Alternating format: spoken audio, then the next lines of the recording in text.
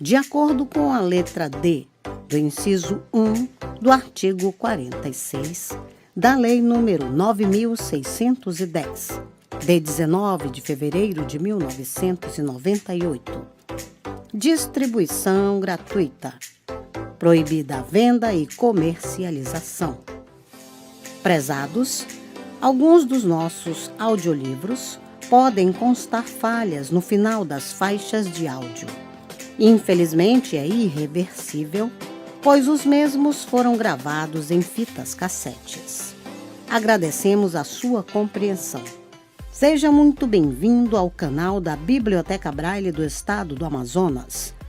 Devido a fatos recentes de questionamentos associados a direitos autorais, venho informar que o canal não obtém qualquer tipo de lucro com a publicação dos audiolivros.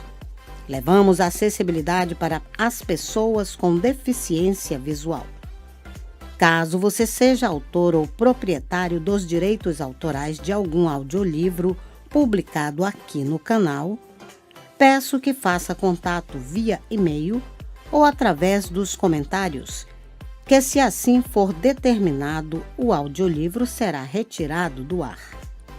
Relembrando, não queremos e não obtemos nenhum tipo de lucro com as visualizações. Nosso objetivo é levar a acessibilidade para as pessoas com deficiência visual. Agradecemos pela sua atenção. Livro postado por Andriele Baraúna.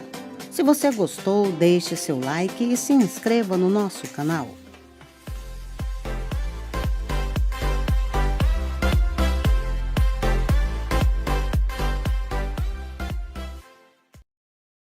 CD 10, faixa 1, 102 minutos, de Jim Dwyer e Kevin Flynn.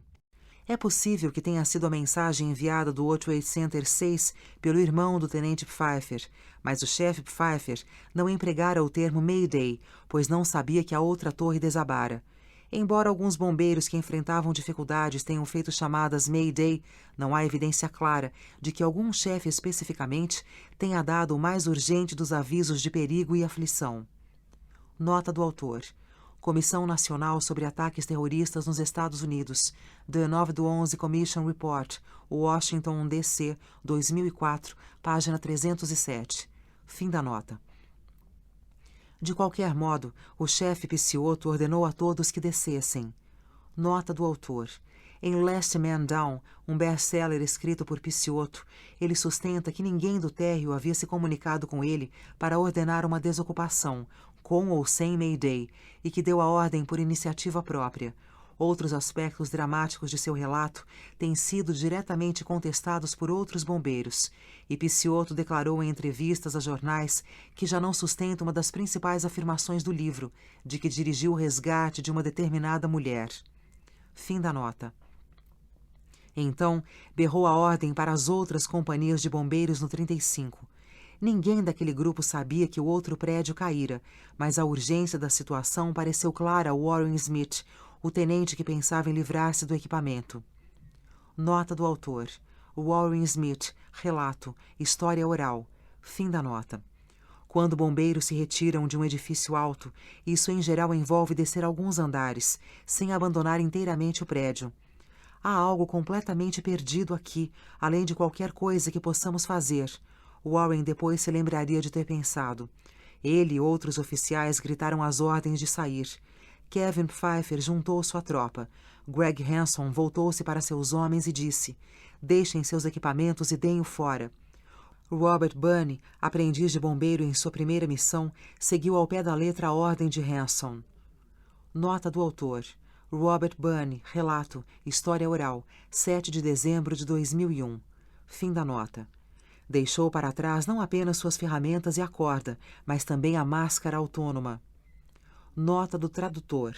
Máscara autônoma, equipamento usado para respirar quando o ar está carregado de fumaça ou poeira, incluindo máscara e um cilindro de ar natural, não oxigênio. Fim da nota. Hanson e seus homens foram para a escada A, onde viram o tenente John Fisher e alguns bombeiros da guarnição de escada 20. Nota do autor. Greg Hanson, entrevistado por Ford Fessenden em junho de 2002. Fim da nota. Nem todos os meus rapazes estão aqui, disse Fisher. Onde está todo mundo? Um dos bombeiros respondeu. Acho que alguns deles subiram. Fisher ficou aborrecido. Temos de ficar juntos, disse. Pegou o rádio e tentou contatá-los, mas não teve resposta. Tinha de subir e alcançá-los. Vou descer, disse Greg Hanson. Vou levar meus homens para baixo. Viu Fisher subindo as escadas. 8 andares abaixo, no 27, outro grupo de bombeiros e policiais havia se juntado. Após a queda, 2 capitães de bombeiros, Jay Jonas e William Burke, se dividiram para checar as janelas. Jonas no norte e Burke no sul. Jonas não conseguiu ver nada pelas janelas do norte e voltou para o vestíbulo. Burke voltou com o seu relato. É o que eu pensei? Perguntou Jonas. É, disse Burke. A torre sul acabou de desabar. Nós vamos para casa, disse Jonas, dando ordem de sair. Os bombeiros começaram a deixar o andar, embora muitos não percebessem por que razão eram mandados de volta para baixo. Ed Bea e Abe Zelmanovitz ainda esperavam no mesmo lugar. Abe havia ignorado muitas sugestões de deixar Ed para trás, aos cuidados dos bombeiros. Agora, os próprios bombeiros se preparavam para ir embora. O bombeiro Rich Billy, que precisou fazer uma pausa, fora deixado no andar 27 pelo tenente Hanson. Billy continuou o ritual de esvaziar cada andar. Contou 8 pessoas ainda no 27, incluindo Ed em sua cadeira de rodas e Abe, e julgou-se responsável por Ed. Billy reconheceu o capitão Burke, oficial com quem trabalhara uma vez, e disse-lhe que estava cuidando de Ed. Nota do autor. Rich Billy, entrevistado por Michelle O'Donnell para os autores em janeiro de 2004. Fim da nota. Era evidente que, por conta própria, Rich Billy pouco poderia fazer para levar Ed para fora. Temos de tirá-los daqui, disse Burke. Naquele momento, o tenente Hanson chegou do andar 35. Estava ali para buscar Billy, que deixara para trás. Hanson ouviu uma conversa sobre pegar um elevador que alguns bombeiros haviam descoberto em funcionamento, mas ele não queria saber de mais nada, a não ser uma escada que levasse diretamente ao térreo. De qualquer modo, o capitão Burke assumiu o controle da situação, e Hanson achou que estava tudo bem. Chamou Billy, e os dois saíram daquele andar. Burke tinha sua própria companhia de bombeiros, a guarnição de Autobomba 21. Os homens se lembravam que ele os mandara descer, e só depois de alguns andares observaram que não viera junto. Quando chamaram pelo rádio, Burke disse que os encontraria no caminhão. Poucos dos que conheciam William Burke ficariam surpresos de saber que ele ainda se encontrava com Ed e Abe.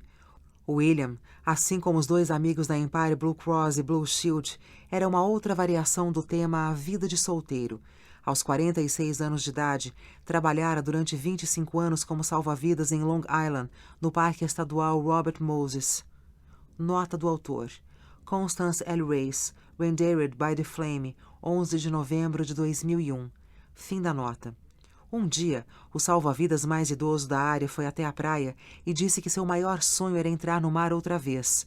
O homem era frágil e estava numa cadeira de rodas. William levantou, levou-o até as ondas e nadou com ele. Depois racharam uma cerveja. A porta do elevador moveu-se quando ele puxou. Nota do autor. O relato de Chris Young está baseado em entrevistas com Dennis Caution para USA Today e ABC News, em 2002, e em entrevistas subsequentes feitas por Joseph Plumbeck para os autores em maio e junho de 2004. Fim da nota. Chris Young quase não acreditava que aquilo estivesse acontecendo. Das outras vezes em que tentara, a porta nem se mexera. Agora, sem esforço algum, deslizou nos trilhos e abriu de lado a lado. Chris estava eufórico. Ficar preso no enorme elevador da Torre Norte, sozinho, aquilo parecera tempo demais e muito assustador. O empregado temporário da Marsh McLennan, de 33 anos, esperara quase 90 minutos para ser resgatado. Já se passara mais de meia hora desde que as pessoas presas no outro elevador ao lado, Judith Martin e o resto, haviam respondido a seus chamados pela última vez.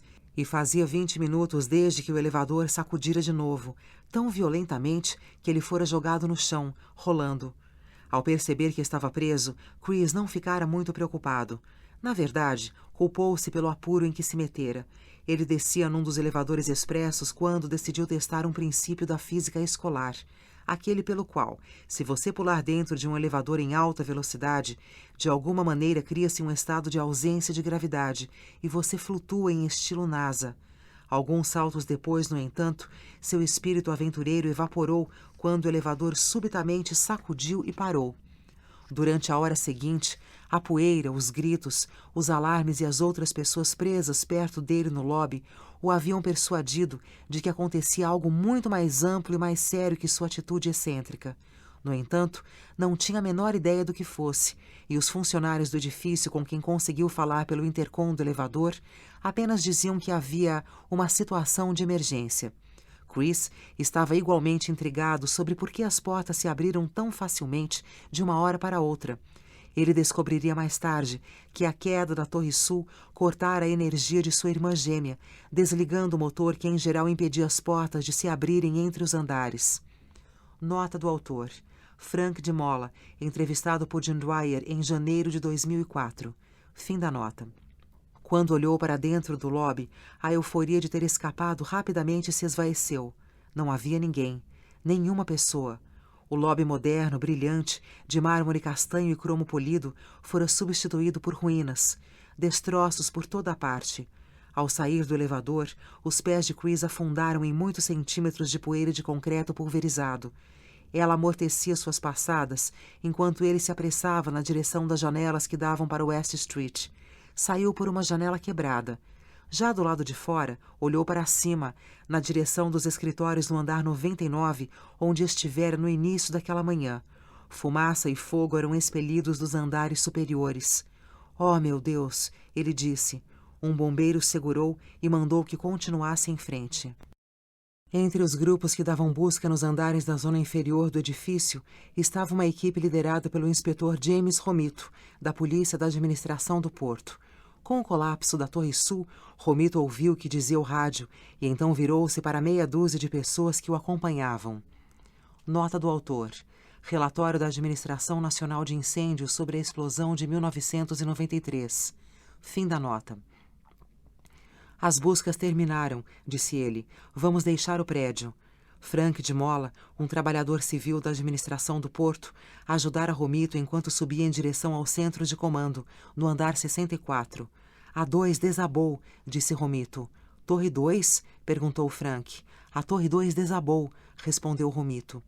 O grupo de busca de Romito era pelo menos a 4ª agência a cobrir o mesmo espaço, fazendo o mesmo trabalho, checar os andares à procura de funcionários dos escritórios. Todas aquelas buscas representaram outra feliz ineficiência, como as cargas extras de equipamentos, que fizeram com que os bombeiros não subissem até muito alto no prédio. Durante a desocupação, depois do atentado de 1993, os bombeiros acabaram tendo que dar diversas buscas em milhões de metros quadrados de espaço de escritórios, um ponto de frustração discretamente destacado nos relatórios preparados pelos chefes de bombeiros depois do ataque. Ainda assim, pouco havia mudado desde então nos últimos 8 anos. Mais uma vez, realizavam-se buscas duplicadas. Nota do autor. Descrições de buscas múltiplas feitas, entre outros, pelo sargento Conrad Kruger, da Polícia da Administração do Porto, no memorando de 1º de outubro de 2001, no qual relata que havia se encontrado na Torre 1 com policiais da USE do Departamento de Polícia que queriam dar buscas em cada andar. Fim da nota. Os bombeiros deram buscas nos andares. A unidade de serviços de emergência do Departamento de Polícia também relatou que fazia batidas nos andares.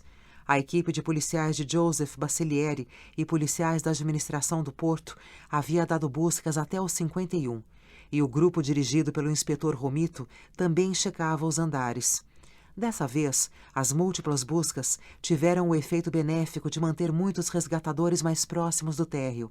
Ainda assim, a falta de coordenação entre as instituições, particularmente entre a polícia e os bombeiros, teria outros custos. A ordem de sair, afinal, chegou a Steve Modica, o ajudante do chefe de bombeiros Paulilo, que tinha visto, sem conseguir compreender, os policiais voarem escadas abaixo no andar 30. Nota do autor: Steve Modica, entrevistado por Michelle O'Donnell em 1º de julho de 2002. Fim da nota. Um capitão de bombeiro que descia depois dos policiais gritou para ele: "Sair! Sair! Quero todo mundo fora do edifício!" E o capitão continuou a descer. Steve buscou alcançar o chefe Paulilo, mas não conseguiu. Tentou os 3 canais usados pelo departamento, sem resultado. Ele considerou as circunstâncias e depois se lembraria de ter pensado: não estamos fazendo nada, nada. Qual é o plano? Ninguém tinha um plano. Então começou a descer as escadas. Na rua, os policiais da USE tinham urgência de obter novas informações confiáveis sobre o status da torre restante.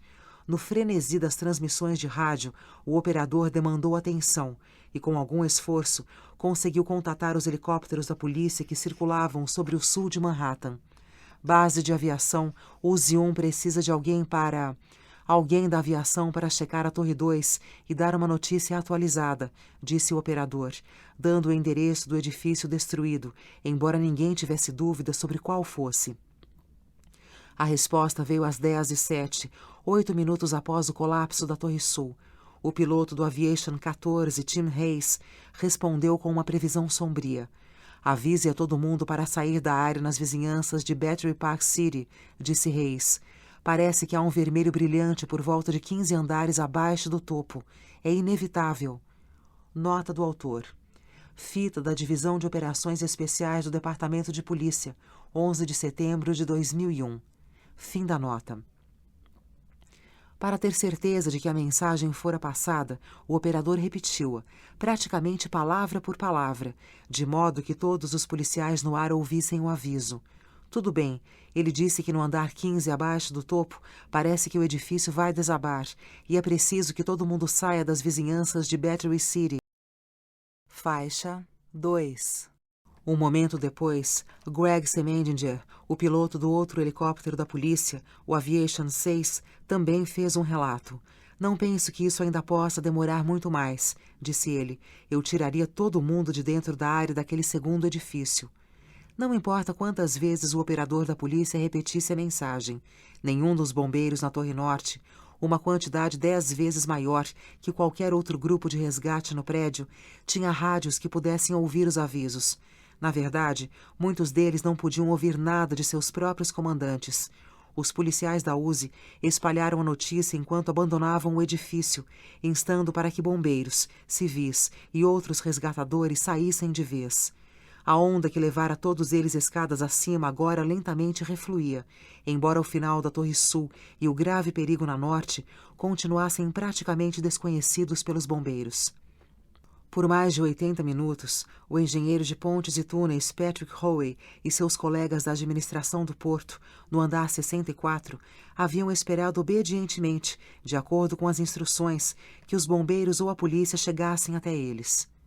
Nota do autor: as transcrições da administração do porto mostram que Hoey foi diretamente instruído pela central de polícia da administração do porto a ficar no escritório.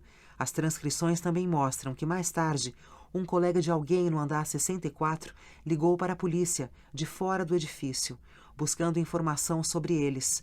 Disseram-lhe que deveriam sair. Um porta-voz da administração do porto diz que esse colega repassou a instrução para as pessoas no andar 64, embora a agência não tenha colocado tal pessoa disponível para uma entrevista. Fim da nota. Não apareceu ninguém.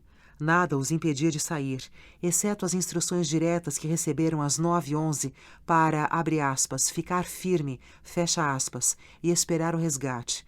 É claro que ouviram outras mensagens, de familiares, amigos e mesmo de colegas da administração do porto fora do edifício, que insistiram para que saíssem e agora relatavam que a polícia dizia que as pessoas deviam abandonar a torre.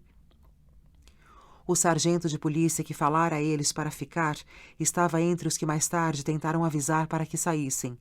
Enquanto centenas de trabalhadores dos andares acima haviam passado pelo andar, as pessoas no 64 molharam seus casacos e puseram-nos sob as portas para barrar a fumaça.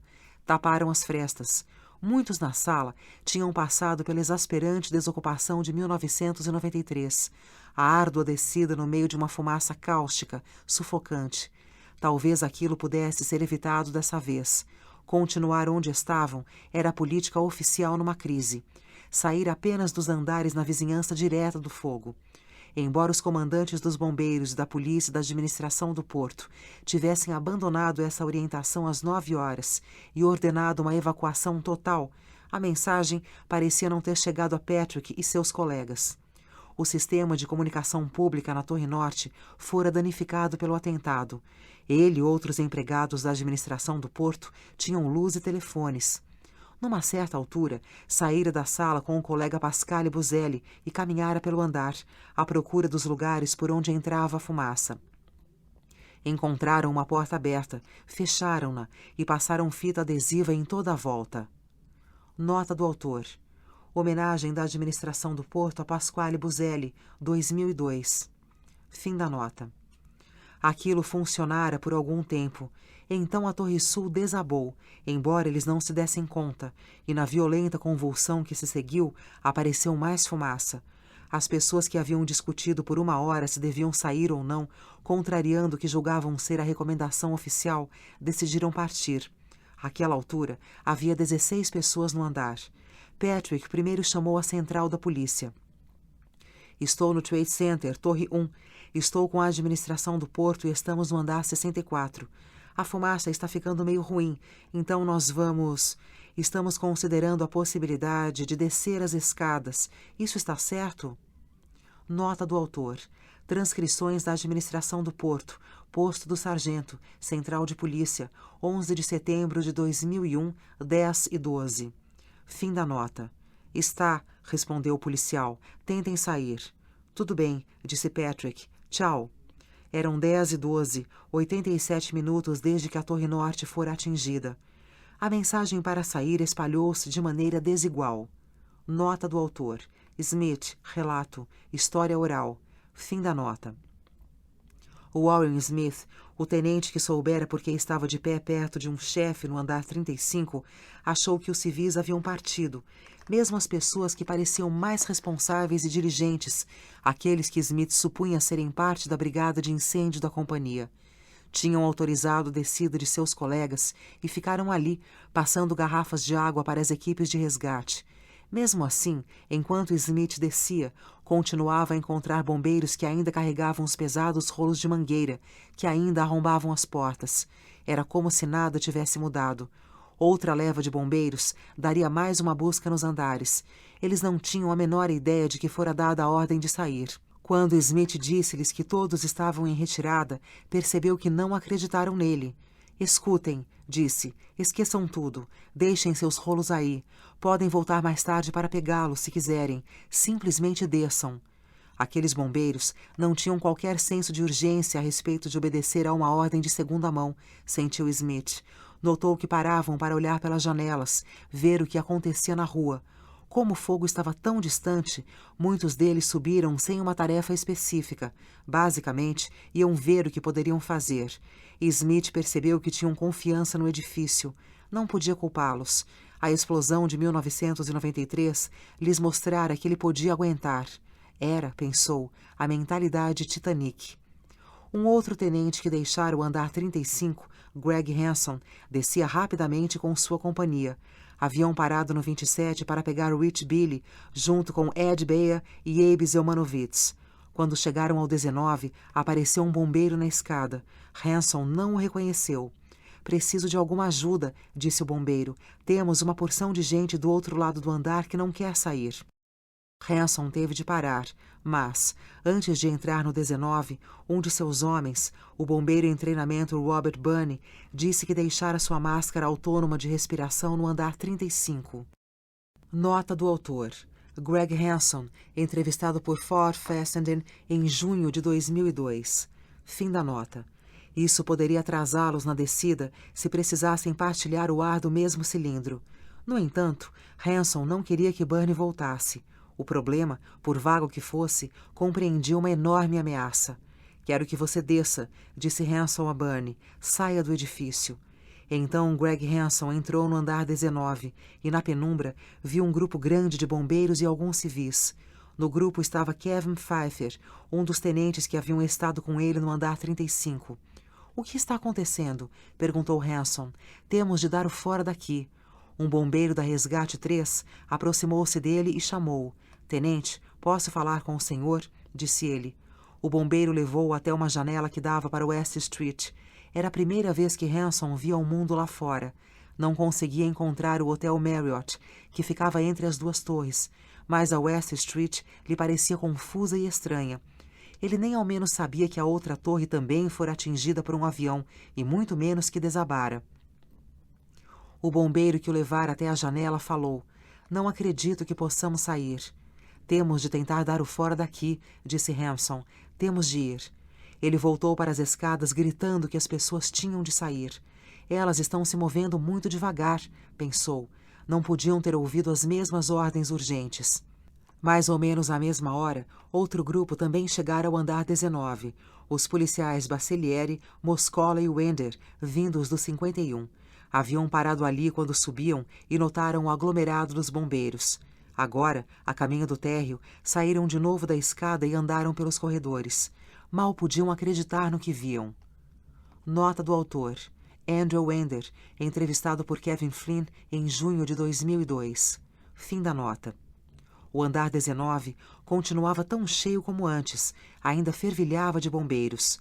De ponta a ponta do hall e pelos corredores, estava tudo tão cheio que seria difícil encontrar um espaço para se espremer entre eles ao longo da parede. O lugar estava apinhado de bombeiros. A maior parte encontrava-se sentada e havia tirado a jaqueta. Os capacetes também. Alguns usavam só as camisetas azuis, com o suor que brotava no tecido, formando um mapa com o escudo bordado do corpo de bombeiros. Wender viu que alguns estavam deitados, machados encostados à parede, pernas estendidas, braços descansando sobre tanques de oxigênio. Eles não podem estar ouvindo o mesmo que nós, pensou Wender. Baccellieri e Moscola deram uma olhada na cena. Nota do autor. Al Moscola, entrevistado por Kevin Flynn em junho de 2002. Baccellieri, entrevistado por Kevin Flynn em junho de 2002 e janeiro de 2004. Baccellieri, entrevistado por Jim Dwyer em setembro de 2002. Fim da nota. Calcularam que havia pelo menos 100 bombeiros no chão. Vamos dar o fora daqui, gritou Baccellieri. Disseram que temos de sair do edifício. Ninguém se mexeu. Vamos descer daqui a uns minutos, disse alguém. Mas todos os grupos de resgate estão saltando fora, disseram os policiais. Certo, tudo bem, nós vamos ficar por aqui, respondeu outro bombeiro. Enquanto os 3 policiais despencavam escada abaixo, o alarme fora da torre tornava-se mais premente. Reis, no helicóptero Aviation 14 da polícia, conseguiu atravessar uma selva de tráfego no rádio e falou com o operador às 10h19, 93 minutos desde o início da crise. Nota do autor. Fita do canal da Divisão de Operações Especiais do Departamento de Polícia, 11 de setembro de 2001. Fim da nota. Estejam alertas, não 100% certo, mas parece que o topo da torre possivelmente está se inclinando agora, disse Reis. Torre inclinando? Com isso, ele começou a alertar os outros carros na área, dizendo que deviam, abre aspas, ler direto, fecha aspas. O que queria dizer que precisavam prestar atenção à mensagem, em vez de esperar que ela fosse retransmitida do escritório central de comunicações. Carro 3, carro 1, use 1, ler direto isso. Reis voltou ao ar. Está confirmado, ele disse. Está se curvando e inclinando para o sul. Que torre é essa? Perguntou o operador. 1 ou 2? A torre que restou. A torre norte está se inclinando na direção sudoeste agora, disse Reis. Parece estar se curvando no canto sudoeste. Para ter certeza de que todos os policiais no ar iriam receber a notícia, o operador repetiu a mensagem. A torre norte está inclinando, disse ele, e parece que se curva agora no canto sudoeste. Esta era pelo menos a 4ª vez que os policiais nos helicópteros tinham mandado avisos pelo rádio sobre as condições sinistras no topo das torres. Mais uma vez, foi outra mensagem desesperadora que circulou apenas pelos canais da polícia. Os que trabalhavam em resgate na cidade de Nova York não tinham um sistema para compartilhar aquela informação, nem frequências comuns, nem prática de trabalho em conjunto entre os comandos, nada com que pudessem contar, além da coincidência de encontrar alguém carregando. Faixa 3, 14. Você não está entendendo. 10:20. Torre Norte. 10 minutos. Talvez mais. Porém, na escadaria silenciosa e deserta, por volta dos andares 10 ou 12, nada marcava a passagem do tempo. Uma mulher com a respiração curta, rápida, como se tivesse disputado uma corrida e não conseguisse recuperar o fôlego. Um homem sentado perto dela, com um rádio bidirecional da administração do porto, também em silêncio. Ninguém mais para fazer qualquer ruído. A Torre Norte parecia mais que vazia. O próprio lugar parecia esgotado, exaurido. A mulher estava sentada num degrau, incapaz de enfrentar mais um andar. Nós vamos morrer, falou Judith Reese, arfante. Não, não, insistiu Jeff Gettler. Olhe, molhe seu dedo na boca, sinta o ar fresco subindo da rua, disse ele. Judith tinha uma asma forte. Tudo naquela longa descida, o esforço, o calor, a ansiedade, eram garras que apertavam seus pulmões atormentados. Jeff, seu colega, tentava confortá-la, infundir entusiasmo, insistir, qualquer coisa para fazê-la prosseguir. Mais 10 andares e estariam fora do edifício, e ela conseguiria ajuda numa ambulância, mas ela tinha de se sentar. Já fazia uns 10 minutos desde que haviam sentido o estremecimento resultante do desmoronamento da Torre Sul. Não tinham ideia alguma do que acontecera ao seu edifício ou ao outro.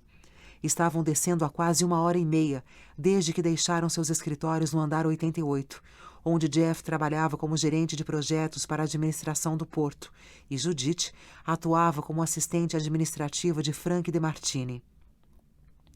Nos primeiros momentos de agitação, quando as pessoas no andar 88 discutiam se esperavam ajuda ou desciam, a respiração difícil de Judith ajudou a resolver a questão.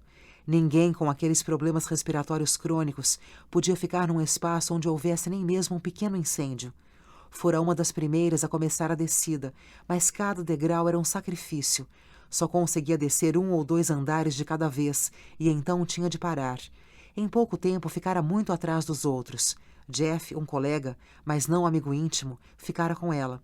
Como todo mundo que trabalhava nas torres, o alarme da manhã havia instantaneamente reativado a memória e as histórias do atentado de 1993 e a brutal desocupação. Jeff compreendeu que para Judith, descer as escadas também era caminhar em direção ao horror da descida 8 anos antes. Ele a incitara a seguir. Não é como em 1993, disse ele. Olhe para baixo, para o centro da escada. Estas não eram meras palavras de encorajamento. As escadas tinham luzes acesas, os degraus marcados com faixas brilhantes. Estavam cheias, mas as pessoas se moviam. Estimulada por Jeff, ela continuou. Ao longo da descida, recebera oxigênio dos resgatadores, o que permitiu que ela continuasse, mas agora tinha de parar. Exaurida, Judith sentou-se num degrau. Nota do autor. Jeff Gettler, entrevistado por Jim Dwyer em fevereiro de 2004. Fim da nota. Na escadaria silenciosa, Jeff esperou que ela conseguisse recuperar a respiração para a etapa final da viagem. Eram quase 10h20, 92 minutos depois do choque do primeiro avião. Se pudéssemos imaginar as Torres Gêmeas como 2 caixas de sapatos na vertical, então o Hotel Marriott era uma caixinha de sapatos de criança na horizontal, entre as 2 grandes. Durante boa parte da manhã, o lobby do hotel servira como rampa de saída para a Torre Norte, que ficava ao lado. Nota do autor. Rich Fetter, entrevistado por Jim Dwyer em junho de 2002. Fim da nota. Usando o hotel, as pessoas conseguiam deixar a Torre Norte sem caminhar por fora e saíam na Liberty Street, na ponta sul do complexo. Quase 1000 pessoas haviam feito isso, orientadas por uma equipe de empregados do hotel que se juntara no lobby nos primeiros momentos da crise. Alguns dos empregados, como Abdul Amalahi, um engenheiro audiovisual, haviam subido para se certificar de que todos os quartos estavam vazios. Outros, como Joe Keller, o gerente executivo de 32 anos de idade, formaram um cordão no lobby. Isso impedia que as pessoas usassem as portas que davam para West Street, onde uma chuva letal de vidro, pedaços do edifício e corpos caíam dos andares mais altos.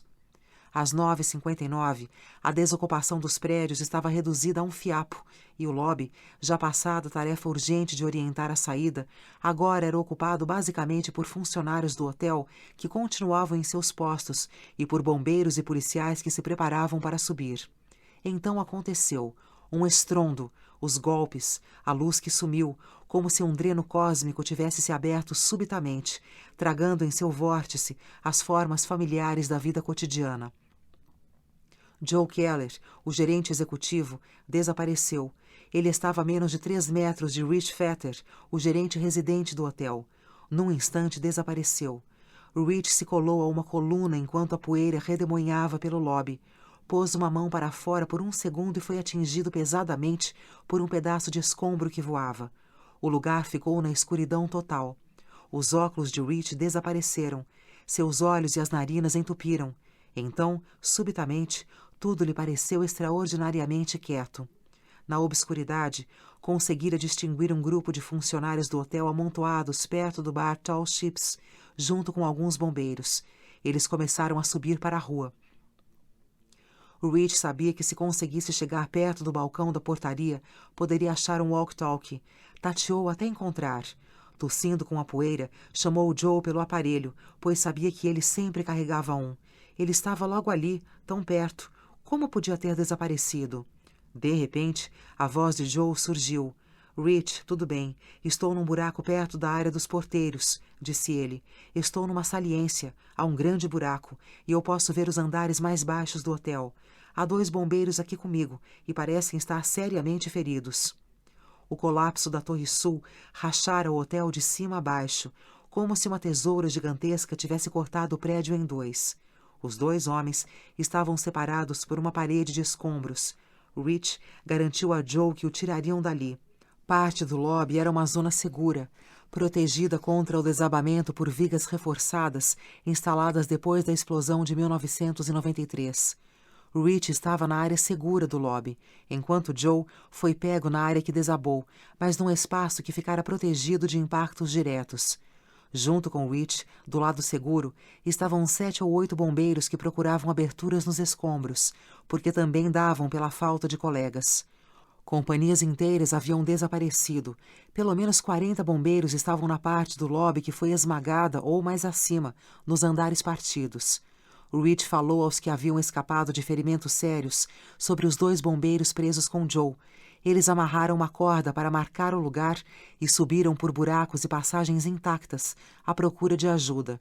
Quando o subchefe Tom Gavin alcançou a West Street, viu um grupo recém-chegado da guarnição de escada 113 e falou-lhe sobre as 2 companhias presas dentro do hotel, as guarnições de bombas 58 e 65. Os integrantes da 113, Tenente Raymond Brown e bombeiros Dennis Downdican, Willie Roberts, Rich Nogan, Bob Pino, Tom Freezer e Bill Morris, haviam parado para descansar apenas alguns minutos antes que a Torre Sul desabasse. Agora, a companhia se dirigia para a casca do Marriott, seguindo a corda. Encontraram 2 dos bombeiros da 58, Mike Fitzpatrick e John Wilson, que tinham estado na área segura do hotel e agora queriam tirar de lá o resto da equipe, incluindo seu tenente, Bob Nagel. Brown e Fitzpatrick se arrastaram por um buraco e começaram a retirar os destroços. Conseguiram falar com o tenente Nagel, preso do lado errado da parede. Eu estou bem, disse ele. Há 2 chefes e uma outra companhia atrás de nós. O grupo de resgate começou a trabalhar com serras elétricas. Alguém passou uma lanterna para Nagel. Preso por trás da mesma parede, Joe Keller, da administração do hotel, assistia às atividades para libertar Nagel. Ele falou com Rich. Eu consigo ver as fagulhas. Posso ver onde vocês estão trabalhando. Estão a uns 5 ou 10 metros de mim. Cerca de 90 metros a leste do hotel, numa parte que afundara no centro do Trade Center, outras vozes chamavam umas às outras pelas fendas escuras. Gritem! Berrou o sargento John McLaughlin. Nota do autor. Will Gimeno, entrevistado por Jim Dwyer em 29 de outubro de 2001. Fim da nota. Gimeno, disse Will Gimeno. Pezulo, falou Dominique Pezulo. Esperaram ouvir as vozes dos policiais Antônio Rodrigues e Chris Amoroso, mas não... Faixa 4. Antes do desabamento, o grupo de 5 policiais da administração do porto estava a uns 5 metros abaixo, não muito longe da escultura do globo que ficava na praça. Corriam pelo subsolo, com um pequeno arsenal de ferramentas chacoalhando em volta da cintura: revólveres, munição, lanterna, algemas. Sua tarefa era recolher equipamentos de segurança e resgate para a subida nos edifícios, e tinham parado nos armários de segurança para pegar Scott Airpacks, capacetes e machados, empilhando tudo num carro de lavanderia de lona. Então correram com o carro para um ponto de encontro com outros policiais. Quando a Torre Sul desabou, parte da praça afundou, prendendo-os. Gimeno gritou por Rodrigues, um amigo: "Ah, Rod! Ah, Rod!" McLaughlin chamou amoroso. Não obtiveram resposta alguma. Pesulo, um homem forte que levantava pesos, começou a abrir um caminho para sair dos destroços, levantando concreto. Juntara-se à polícia da administração do porto há cerca de 1 ano, pouco antes de completar 35, a idade limite. Antes disso, dera aulas sobre relações comerciais numa escola secundária no Bronx e falava em voltar para lá. Ele sabia fazer e usar ferramentas e certamente podia suspender volumes pesados. Batalhou até ficar de pé e voltou-se para a pilha que prendia Gimeno. O sargento McLaughlin estava enterrado para além de Gimeno, ainda mais afundado nos destroços. No mezanino da Torre Norte, onde os 2 policiais, Tim Person e John Perry, tinham ajudado a carregar uma mulher doente, a tempestade de destroços da Torre Sul separou Person da mulher e de Perry. Person rastejou pelo piso, gritando por Perry, pelas pessoas da administração do porto, por qualquer um que lhe mostrasse uma saída. Ninguém respondeu. A mulher e Perry não pareciam estar mais ali. O mezanino estava intacto, mas já não era um balcão em volta de um lobby orgulhoso de seu mármore. Em vez disso, tornara-se uma saliência numa caverna escura e silenciosa. Apareceu uma luz. Alguém devia ter uma lanterna, e com o surgimento daquele único raio de luz, vieram sons. Gemidos, tosse, pessoas dizendo: "Eu estou aqui." Uma voz encontrou outra, depois outras, vínculos auditivos que se tornaram uma mão posta num ombro, que levava outra mão em mais outro ombro, uma cadeia humana que tossia, engasgava e se arrastava na direção de onde estivera a escada rolante. Eles a encontraram pelo tato, a superfície macia do corrimão, familiar e tranquilizadora. Ainda incapazes de enxergar um ao outro, começaram a descer do mezanino para o que fora o lobby. À medida que desciam, o caminho ficava mais claro. O lobby era iluminado por focos de fogo. Durante toda a manhã, vencer as últimas centenas de metros para sair do Trade Center, evitando os corpos que caíam e os fragmentos estraçalhados da estrutura, fora a parte mais árdua e delicada da fuga. Com o colapso da Torre Sul, os andares inferiores da Torre Norte agora tinham uma nova rede de obstáculos. Os detritos bloquearam os últimos metros de escada. O ar ficara denso de fumaça e poeira. O ritmo da retirada foi drasticamente reduzido. No entanto, opondo-se àqueles obstáculos inesperados, empurrando todos na direção das saídas, estava o impulso acumulado durante a 1h30 anterior. Michael Benfante e John Cerqueira, da empresa de comunicação Network Plus, haviam carregado a analista de mercado da administração do porto, Tina Hansen, desde o andar 68, numa cadeira de rodas própria para a fuga, um carrinho especial que escorrega a escada abaixo, conduzindo adultos que normalmente usam cadeira de rodas. Ao longo da descida, receberam a ajuda de um elenco sempre renovado de estranhos. No andar 21, os bombeiros sugeriram que deixassem Tina com eles. Ela insistiu para que continuassem descendo. Por volta do 5º andar, a escada ficara congestionada com o tráfego de pessoas que fugiam do lobby destruído. 2 bombeiros levaram o grupo de Tina para fora das escadas, por corredores escuros. Chapinharam em poças d'água, formada por sprinklers ou canos partidos, até encontrar outra escada. Também estava bloqueada. "O que vamos fazer?" perguntou um bombeiro ao outro. "Não tenho a menor ideia", respondeu o colega. Uma descarga de medo percorreu Cerqueira. Nota do autor: John Cerqueira, entrevistado por Jim Dwyer em novembro de 2001. Fim da nota. Continuaram a procurar e encontraram uma saída intacta. Benfante, Cerqueira e Tina prosseguiram e foram até o fim. Fazia muito tempo, desde que começaram a jornada, que esperavam encontrar um elevador em funcionamento ao longo do caminho, para que Tina pudesse descer. Agora, no lobby, viam portas de elevadores explodidas para fora dos encaixes, roletas de segurança arrancadas de suas bases, as molduras retorcidas das imensas janelas. Na rua, parecia que acabara de nevar. Por sobre esse terreno em ruínas, Benfante e Cerqueira levantaram Tina e levaram-na para fora do edifício. Viram uma ambulância e colocaram Tina ao lado dela. Não está ferida, explicou Benfante, mas não pode andar. Os dois homens dirigiram-se para o norte, em direção à segurança. John Abruzzo, que ficara quadriplégico por causa de um acidente de mergulho. Nota do autor. Homenagem da administração do porto. Fim da nota. Descera do andar 69 numa cadeira própria para a fuga, ladeado por 10 de seus colegas da administração do porto. Michael Ambrosio, Peter Bitwinski, Philip Caffrey, Richard Capriotti, Michael Cursi, Michael Fabiano, Wilson Pacheco, Tony Pecora, Gerald Simpkins e Peggy Zock. Eles se revezavam na parte de cima e de baixo da cadeira, ou carregando casacos e pastas. Brincavam com John, dizendo que ele teria que perder alguns de seus 112 quilos antes que o carregassem de novo para fora de outro arranha-céu. Como acontecera com Tina Hansen antes, John Abruzzo chamou a atenção dos bombeiros no andar 21. Eles se ofereceram para ficar com John. Como haviam feito Michael Benfante e John Cerqueira, os colegas de John não aceitaram. Achavam que poderiam cuidar do resto da viagem, e cuidaram. Na penumbra de um patamar silencioso, a aproximação de passos que desciam chamou a atenção de Jeff Gatley e Judith Reese, cuja dificuldade de respirar não havia diminuído. Um grupo de pessoas trajando uniforme movia-se rapidamente escada abaixo, embora não aos galopes.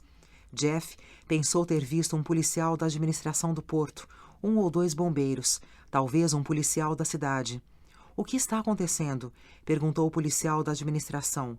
Jeff explicou a situação de Judith, a asma, a descida desde o andar 88, a exaustão que os deixara abandonados no patamar. O oficial virou-se para um dos outros. — Pegue uma cadeira, disse ele.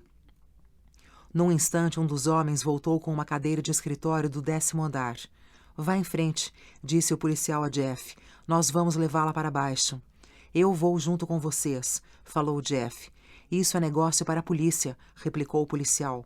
Vamos levá-la para baixo. Você precisa sair agora. Vocês carregam, eu apenas caminho com vocês, disse Jeff. O policial se aproximou de Jeff e murmurou algo perto de seu rosto.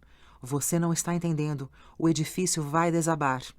Aquilo soou como loucura para Jeff, mas como lhe mandaram sair 2 vezes, virou-se e começou a descer a escada. Nota do autor. Jeff Gatler, entrevistado por Jim Dwyer em janeiro de 2004. Fim da nota. Susan Fredericks conseguira chegar até o 2º andar, um longo caminho desde os escritórios da Beast Financial no 80. Então, encontrou o tráfego interrompido na escada. Atrás dela, amontoavam-se 20 ou 30 pessoas em 2 filas paradas ao longo de alguns lances. Quando se espalhou a notícia de que a escada estava intransitável, as filas fizeram uma lenta recuada e voltaram a subir. No meio da multidão estava um bombeiro, Bill Spade, que acabou encontrando 2 policiais da USE, o sargento Michael Cutting e o policial John Dallara. Nota do autor. Bill Spade, entrevistado por Ford Fessenden em julho de 2002. Fim da nota. Empurrando com toda a força, os 3 forçaram a porta ao pé da escada até abri-la. Minutos mais tarde, a notícia subiu pela fila. Voltem, desçam, encontramos uma saída. Um débil sinal de luz do dia infiltrou-se na escada, revelando o mezanino e a praça adiante. Venham por aqui, andem rápido, gritou Spade. Deem-se as mãos, não se soltem, estamos quase do lado de fora. Ele iluminou o caminho com a lanterna. Nas escadas acima deles, os policiais da USE e os bombeiros, em corredores negros como breu, seguravam as lanternas, e os fachos apontavam o caminho que levava das escadas bloqueadas à saída. Enquanto Susan e os outros se moviam para fora do edifício, entrando na praça perto da alfândega, no World Trade Center 6, ela olhou as horas em seu relógio. Eram 10h24, 98 minutos desde o... Faixa 5. Epílogo. 11h00. Algum tempo depois, Will Gimeno descobriu-se enterrado, mas vivo, preso abaixo do solo em chamas no centro da praça do Trade Center. Nota do autor. Will Gimeno, entrevistado por Jim Dwyer em 29 de outubro de 2001. Fim da nota. Uma grande quantidade de concreto caíra sobre suas pernas, e ele tinha um pé imobilizado sob um pedaço de parede incinerada. O tanque de oxigênio preso às suas costas também estava enfiado nos detritos, prendendo-o sentado, dobrado num ângulo de 45 graus. Dos outros 4 policiais da administração do porto, que corriam com ele para atravessar o subsolo, puxando um carro cheio de equipamentos de resgate, apenas um, o sargento John McLaughlin, ainda vivia. 2 membros do grupo foram mortos instantaneamente pela queda da Torre Sul. Um terceiro, Dominique Pezzulo, conseguira se libertar e retirava os destroços em volta de Gimeno quando a queda da Torre Norte o matou. Agora Will Gimeno estava afundado no buraco, falando de vez em quando com John, ainda mais enterrado que ele na pilha de escombros. Os 2 homens não podiam ver um ao outro. — Você consegue ver o céu? Perguntou McLaughlin. — Não o céu, mas a claridade, respondeu Gimeno. O sargento tentou o rádio. Ninguém respondeu. McLaughlin, que durante anos dirigira o grupo de resgate nos elevadores do World Trade Center e descera pelos poços cegos pendurado numa corda, disse a Gimeno que as operações de resgate teriam de esperar um dia inteiro, até que o ambiente se estabilizasse. Estavam entregues a si mesmos.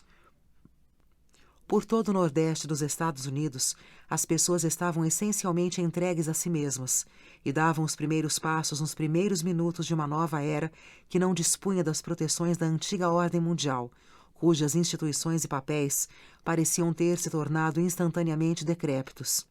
Assim, uma análise e avaliação do ocorrido em 11 de setembro de 2001 poderia começar em qualquer um dos inúmeros momentos e acontecimentos espalhados pelo globo, quase em qualquer momento ao longo das 4 décadas anteriores. O fim da Guerra Fria, o colapso da União Soviética, qualquer hora de qualquer ano na história inacabada do Oriente Médio, no muitas vezes vazio e mesquinho exercício de autoridade na capital do único superpoder mundial, nas escaldantes e nihilistas fontes do fundamentalismo religioso, que não apenas haviam resistido, mas na verdade prosperado como forças de antagonismo à globalização, ao capitalismo, ao modernismo. Aquelas correntes históricas e outras confluíram e se chocaram na manhã de 11 de setembro nas 2 torres do World Trade Center, no Pentágono e num campo na Pensilvânia. Nota do autor. Comissão 11 de setembro, tópico 17. Improvising a Homeland Defense, 17 de junho de 2004. Fim da nota. Os detalhes particulares dessa era que tinha acabado de passar, as expectativas de proteção, os hábitos de defesa, a sensação de segurança, pareciam haver se fossilizado na fração de tempo entre uma respiração e a próxima. O que aconteceu na cidade de Nova York naquela manhã repetiu-se em todos os setores do governo, com diferenças apenas de detalhes, duração e custo. Durante quase todo o período da Guerra Fria, na segunda metade do século XX, o sistema de defesa aérea, embora raramente percebido, existia na consciência pública como uma rede invisível para bloquear ataques nucleares. Durante a crise de 11 de setembro, o vice-presidente Dick Cheney deu instruções para que fossem derrubados aviões suspeitos que se recusassem a obedecer a comandos. Como se viu depois, a ordem nunca foi transmitida aos pilotos de caça, falha que, de qualquer modo, provou-se de pouca relevância. A Defesa Aérea Nacional e as autoridades da aviação civil tinham sido incapazes de somar seus recursos para localizar até mesmo um dos aviões sequestrados durante o sítio de 2 horas. Assim, a ordem de atirar não foi ouvida e os aviões nos quais se deveria atirar não foram vistos. Os fanáticos suicidas em 3 dos aviões sequestrados atingiram seus alvos, as Torres Gêmeas e o Pentágono. Só se impediu que mergulhasse o 4º avião, o voo 93 da United Airlines, sobre o Capitólio ou a Casa Branca, porque os passageiros ficaram sabendo dos acontecimentos em Washington e Nova York por seus celulares e invadiram a cabine. O piloto de um avião que passava viu as asas do avião da United balançarem, aparentemente uma tentativa que os sequestradores fizeram de subjugar os passageiros que se haviam atirado sobre eles. O avião caiu numa área rural da Pensilvânia, a 200 quilômetros de Washington. Assim como nos eventos em Washington, nas torres de controle de tráfego aéreo do Nordeste e dentro das Torres Gêmeas, as grandes instituições apenas precariamente conseguiram começar a lidar com um ataque, e muito menos com 4 ao mesmo tempo. Pouco daquela realidade emergiu nos primeiros dias que se seguiram a 11 de setembro. Na bruma do luto, a nação estava simplesmente atordoada pela perda de vidas e o choque de perceber que era agora o alvo predileto dos terroristas. Num mundo em que os fanáticos podiam enxergar apenas ícones a serem esmagados, os ataques faziam sentido. Num mundo onde pessoas como Diane de Fontes sentavam-se sozinhas num escritório vazio de advogados, comia iogurte e atendia ao telefone, a ideia de que o ataque fora desfechado contra os representantes de um superpoder parecia uma alucinação. Em inúmeros funerais de bombeiros e policiais, o prefeito Giuliani declarou que eles haviam salvado as vidas de 25 mil pessoas. Abre aspas. O maior resgate já registrado. Fecha aspas. Nota do autor. Ver, por exemplo, o jornal nova-iorquino Daily News em 3 de outubro, 26 de outubro, 4 de novembro, 30 de dezembro de 2001 e também em Newsday, 6 de outubro de 2001. Fim da nota. Houve ocasiões em que a estimativa dos, abre aspas, resgatados, fecha aspas, chegou a 50 mil. O prefeito criou um fundo especial de assistência às famílias dos resgatadores uniformizados e, mais tarde, ampliou para incluir os policiais da administração do porto. Uma nação generosa despejou 216 milhões de dólares nisso. Nas primeiras histórias contadas sobre o resgate no Trade Center, os civis desempenhavam papéis pequenos, exceto como vítimas desamparadas, salvas por policiais e bombeiros. Nas primeiras crônicas que surgiram, os civis simplesmente não apareciam como colaboradores no resgate, embora tivessem sido instrumentos de salvação de muitas pessoas nos andares mais elevados. Tratava-se de uma história incompleta, e isso não era nada original. Toda calamidade cria suas próprias sombras dilatadas de confusão. O mito sempre está embutido nas primeiras versões. Poucos meses depois que o Titanic afundou, George Bernard Shaw comentou que o desastre levara a uma, abre aspas, explosão de revoltantes mentiras românticas, fecha aspas. Mais de um ano depois dos ataques, o Congresso criou uma comissão de inquérito, nacional e independente, sob pressão das famílias que haviam perdido maridos, esposas e filhos, e contra a vontade do presidente George W. Bush e de Giuliani, que já não era prefeito de Nova York, mas se tornara uma figura icônica na política e nos negócios, graças a seu comportamento elegante e oportuno nas horas que se seguiram aos ataques. A comissão documentou anos de dificuldades na coleta e distribuição de informações secretas, no controle de fronteiras, na segurança de aeronaves e na resposta a emergências. Essas foram revelações dolorosas. Era difícil que os ataques fossem um golpe surgido do nada, como pareceria nos primeiros dias. Os sequestros eram apenas o último e mais letal elo numa corrente de eventos que se estendiam até muitos anos atrás e haviam sido antecipados, de uma forma ou de outra, durante os meses que os antecederam. Na realidade, a comissão descobriu que os relatórios sobre ameaças haviam sido mais claros, mais urgentes e persistentes do que o governo reconhecera. Alguns relatórios dos serviços de inteligência tinham se concentrado em planos da Al-Qaeda de usar aeronaves comerciais como armas. Outros afirmavam que Osama Bin Laden tinha a intenção de atacar o solo norte-americano.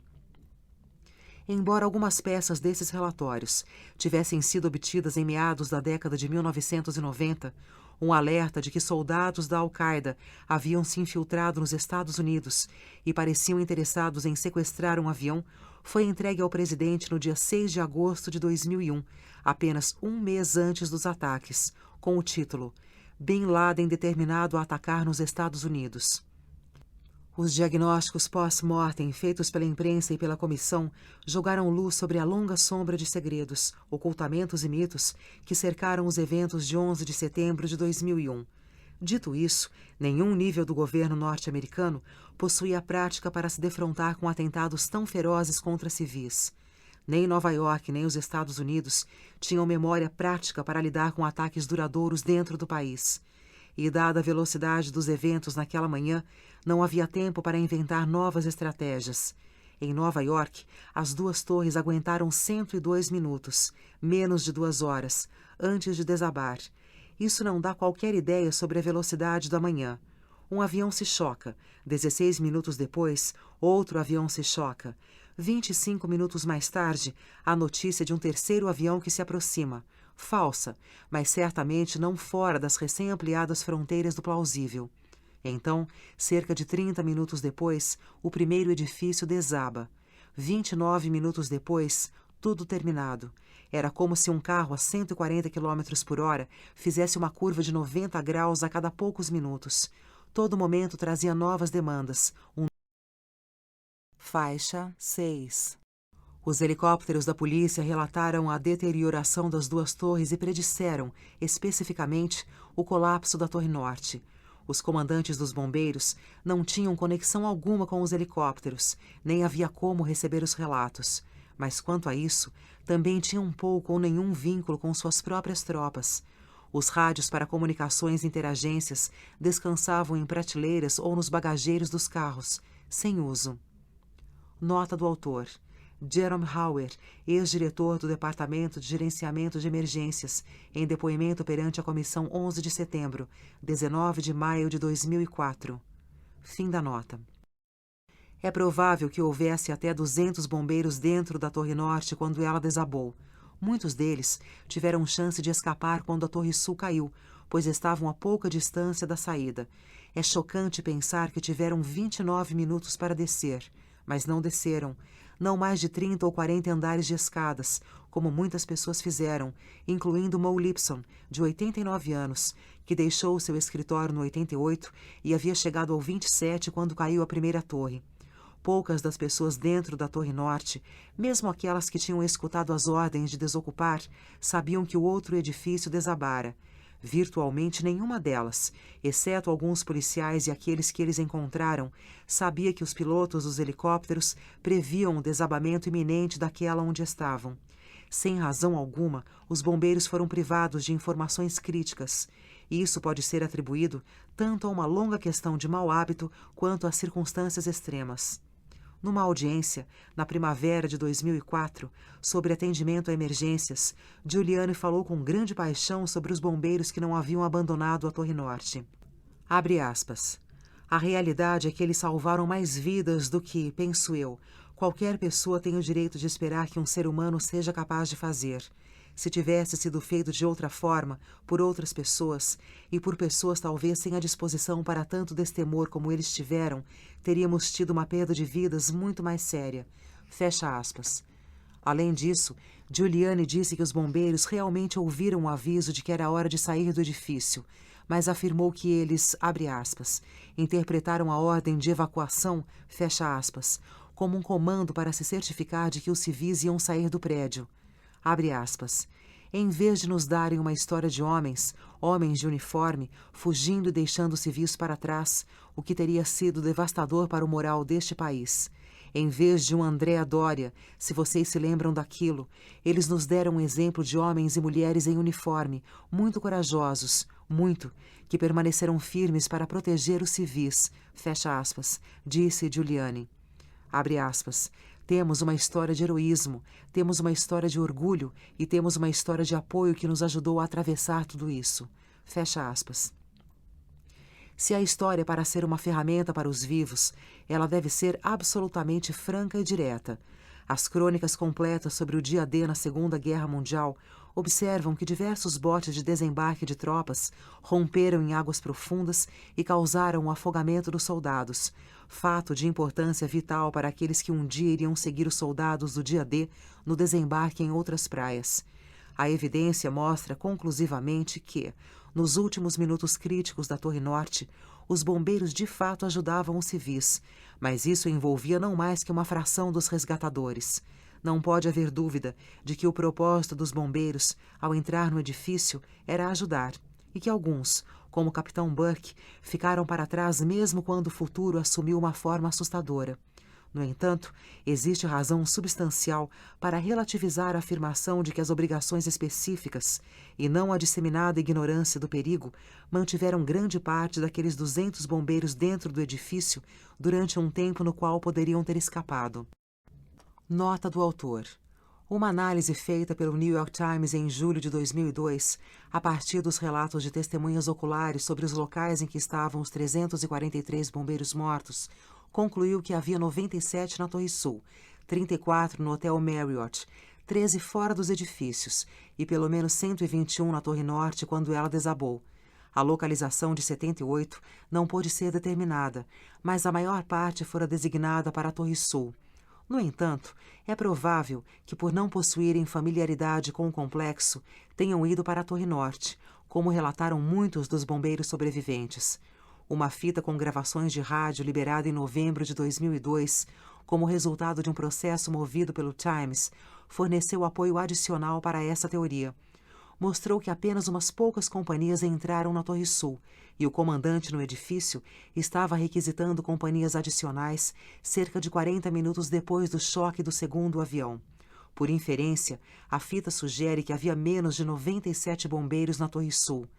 Dado que se sabe que 121 dos mortos tinham estado na Torre Norte, que se ignora a localização de 78, que muito provavelmente também estavam na torre, e que o número 97 na Torre Sul parece ser muito alto, fica evidente que a maioria dos bombeiros mortos estava na Torre Norte. Fim da nota.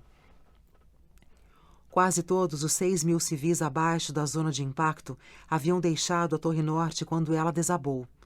Nota do autor.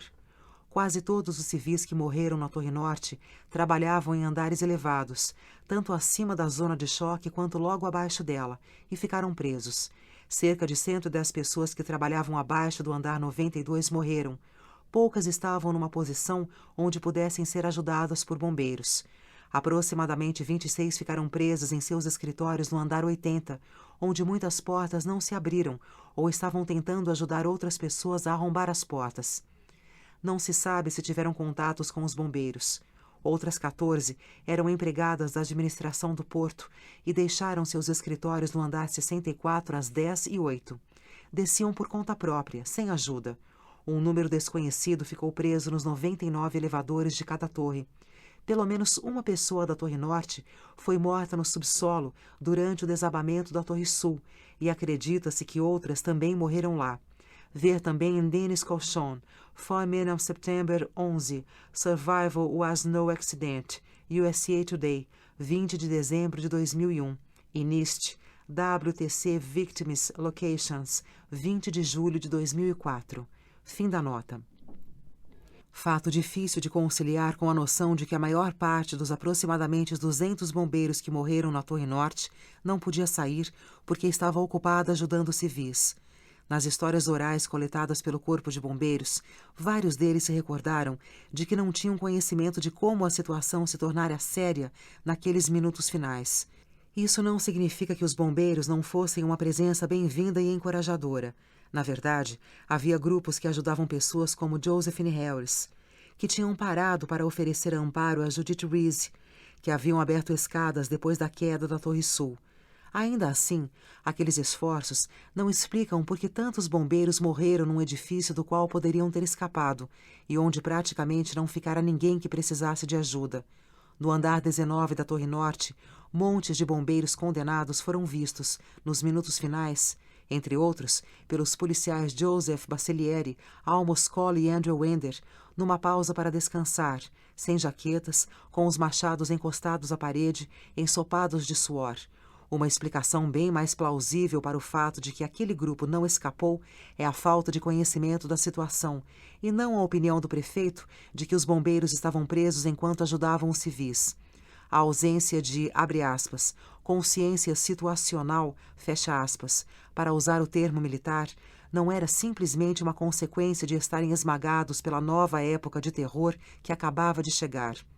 Os relatórios do Corpo de Bombeiros, após a explosão no Trade Center, em 1993, destacaram a precariedade da coordenação e da comunicação entre as agências de atendimento a emergências.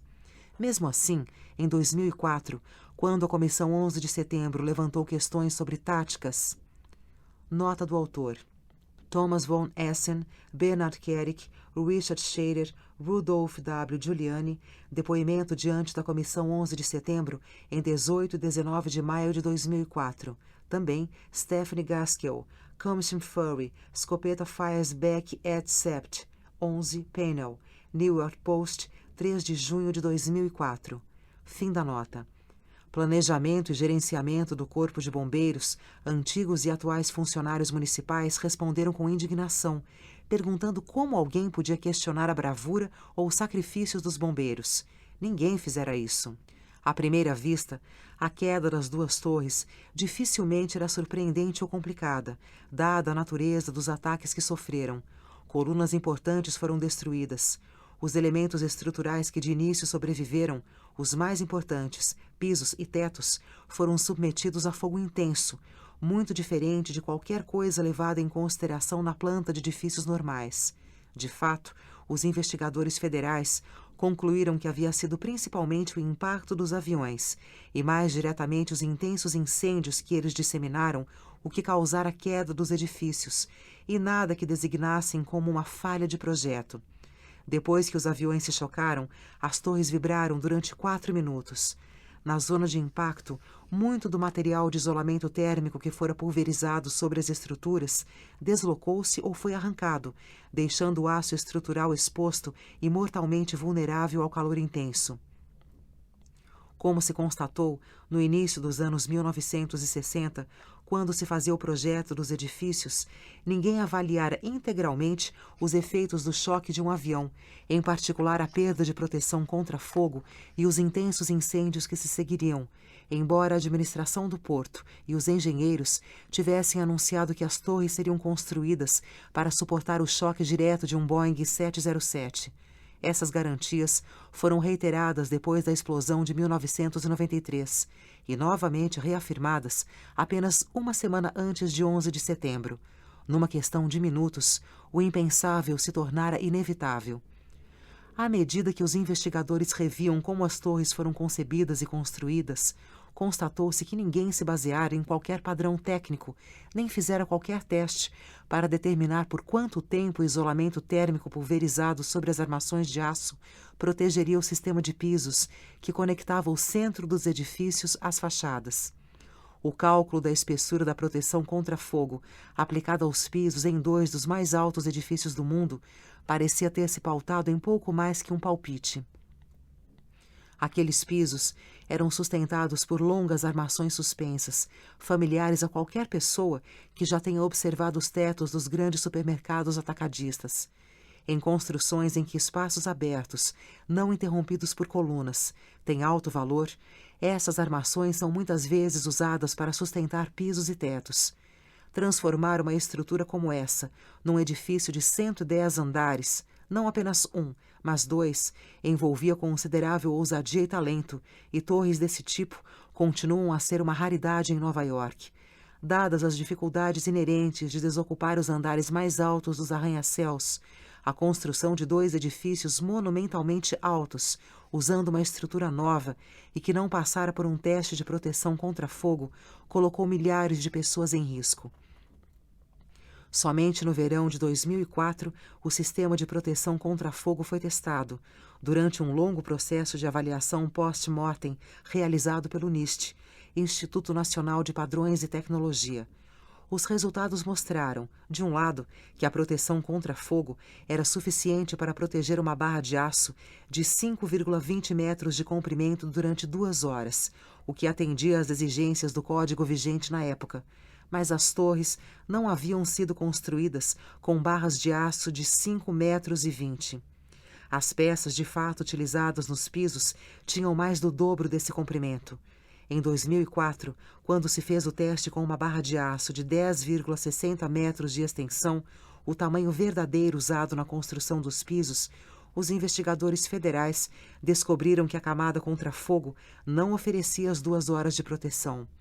Muito antes de 11 de setembro, os pisos de 2 dos mais famosos arranha-céus do mundo eram mais vulneráveis ao fogo do que se pensava. Esta era uma descoberta alarmante, muito embora os investigadores acreditassem que as limitações da proteção original contra fogo, por mais perturbadoras que fossem, não eram a provável causa direta dos desabamentos. Durante décadas, as gerações que subiam para os andares superiores dos arranha-céus, cada vez mais altos, acreditaram que a evolução desses edifícios correspondia unicamente a uma história de progresso, inovações e aperfeiçoamentos que os tornavam mais seguros que os antigos prédios. As torres do World Trade Center foram apresentadas como maravilhas, edifícios tão robustos que poderiam resistir ao impacto de uma aeronave. De acordo com o código, os pisos deveriam estar preparados para suportar o fogo por 2 horas. Quando o chefe Oriel Palmer e os outros bombeiros alcançaram as pessoas na zona de impacto da Torre Sul, 50 minutos depois de o avião ter atingido o prédio, eles tinham todas as razões para acreditar que ainda dispunham de 1 hora para o trabalho de resgate. Em vez disso, a torre desabou 7 minutos depois de eles chegarem lá. CD 11, faixa 1, 102 minutos, de Jim Dwyer e Kevin Flynn. Não cabia apenas à administração do porto programar a segurança das pessoas dentro do World Trade Center. Para tornar os arranha-céus mais lucrativos para seus donos e baratear a construção, a cidade de Nova York revira seu código de edificações na década de 1960 como parte de uma tendência nacional que dava aos incorporadores maior flexibilidade na escolha de materiais. A revisão tivera, em Nova York, um outro aspecto, pouco ressaltado pelos promotores do novo código tanto na política quanto na mídia. Em 1968, a cidade reduziu à metade o número de escadarias exigidas em edifícios altos e eliminou as torres de incêndio, escadas reforçadas que ofereciam uma rota de fuga livre da fumaça durante uma emergência.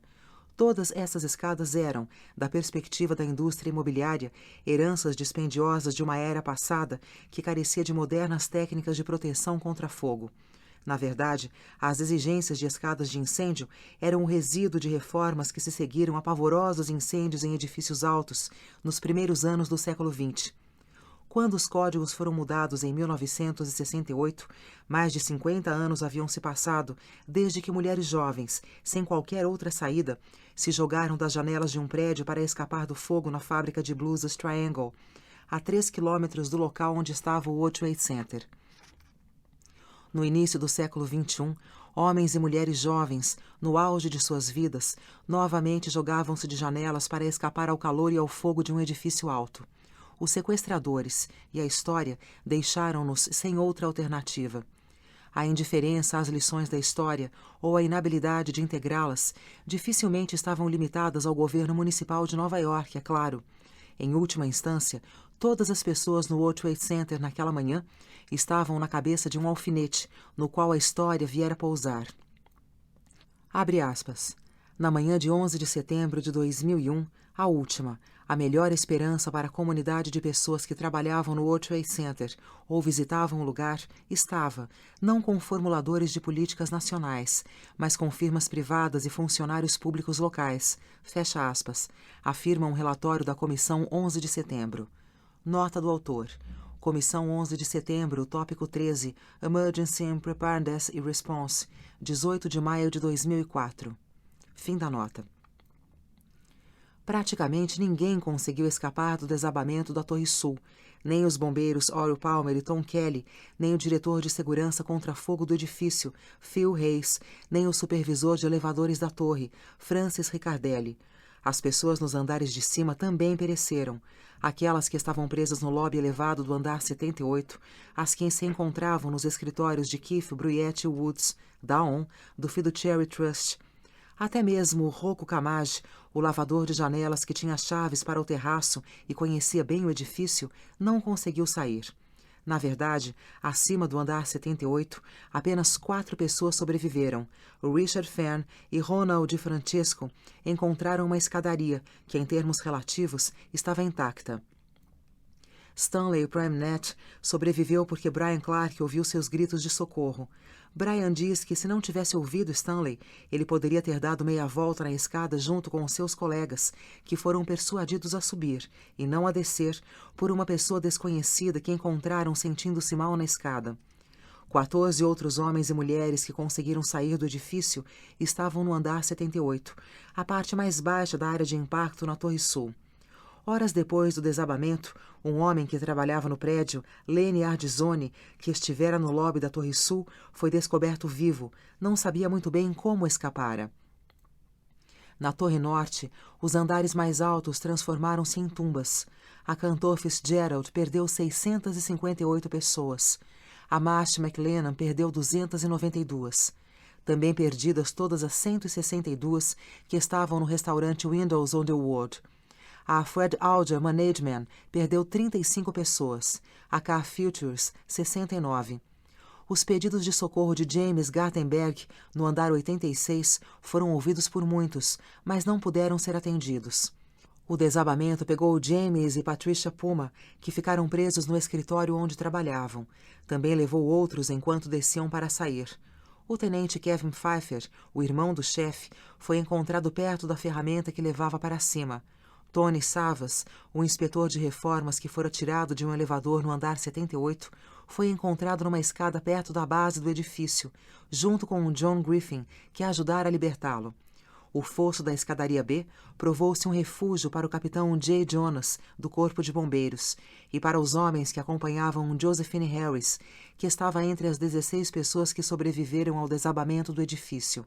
Elas incluíam David Lynn, um oficial da polícia da administração do porto, uma dezena de bombeiros e 2 outros civis, Pasquale Buzelli e Gianelli Guzman, os 2 únicos sobreviventes do grupo de 16 funcionários do escritório da administração do porto no andar 64. Aquele grupo deixara o escritório às 10h12, depois que o chefe, Patrick Hoey, chamou por telefone avisando de que deveriam sair. Outros naquela escada sobreviveram ao desmoronamento, mas não escaparam. Michael Achola, o tenente bombeiro em seu último dia de trabalho, falou pelo rádio que estava preso nos escombros por volta do andar 12, embora a escada já não fosse tão alta. É provável que estivesse entre as pessoas que ajudaram Judith Reese, a mulher com asma que trabalhava no escritório de Frank DeMartini. Nenhum deles conseguiu sair. Ao todo, 2.749 pessoas foram mortas no Trade Center. Mais ou menos 1 hora depois da queda, Will Gimeno, soterrado abaixo da praça, ouviu uma voz que vinha pela mesma fenda por onde entrava a luz. A voz queria saber se uma determinada pessoa estava ali dentro. Gimeno não conseguiu entender o nome, mas ficou maravilhado com o som de uma voz humana. "Não, mas Gimeno e McLaughlin do DEPAP estão aqui embaixo", ele gritou. A voz não respondeu, afastou-se e não souberam mais dela. Bolas de fogo rolavam para dentro daquele minúsculo espaço. Um sopro de ar ou uma corrente de vento levava-as para longe dele, e o fogo se extinguia antes de poder encontrar alguma outra coisa que o realimentasse. Gimeno, 33 anos de idade, sentiu que a morte estava próxima. Sua esposa, Ellison, e a filha Bianca, de 4 anos, ficariam tristes, mas orgulhosas, pensou. Sua segunda filha deveria nascer no final de novembro. Então ele rezou. "Por favor, Deus, me deixe ver minha filhinha que não nasceu." Gimeno tentou fazer uma barganha. Ele poderia morrer, mas certamente havia um modo de fazer alguma coisa por aquela criança. "De algum modo, no futuro, deixe-me tocar neste bebê", rezou ele. Então ouviram-se tiros. As bolas de fogo, aparentemente, haviam aquecido a arma de Dominique Pezzullo, que já morrera. As balas silvavam por entre canos e concreto, erráticas e imprevisíveis, até que toda a munição terminou. Com o braço que tinha livre, Gimeno procurou no cinto do revólver alguma coisa com que pudesse cavar. Ele se formara na Academia de Polícia da Administração do Porto em janeiro e recebera os equipamentos usuais da polícia, mas já tinha suas próprias algemas. Um par feito por Smith Wesson, comprado quando era guarda de segurança numa loja e prendia gente que roubava mercadorias. Raspou os destroços com elas até que caíram de sua mão e ele não conseguiu mais encontrá-las. Ninguém tinha notícias de Chuck Sereika. No meio da manhã, as mensagens haviam se empilhado em sua secretária eletrônica e no e-mail. Abre aspas. Não posso acreditar nisso. Fecha aspas. Abre aspas. Espero que você esteja bem. Fecha aspas. Abre aspas. Nossos corações estão com você. Fecha aspas. Chuck acordou. Dormira durante os acontecimentos. Não havia o menor sinal de problema em seu apartamento no centro de Manhattan. Os e-mails diziam-lhe que alguma coisa terrível acontecera, e as notícias no computador deixaram tudo claro. Enquanto se situava no novo mundo, ouviu as mensagens na máquina. Sua irmã ligara. Eu te amo, disse ela. Sei que você está lá ajudando. Na verdade, ele estava deprimido.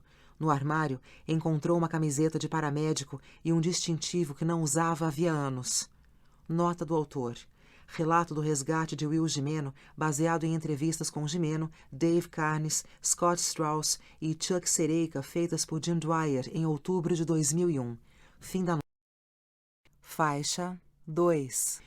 Perdera sua licença de paramédico. Deixou que ela vencesse depois de desperdiçar excessivos dias e noites se embebedando.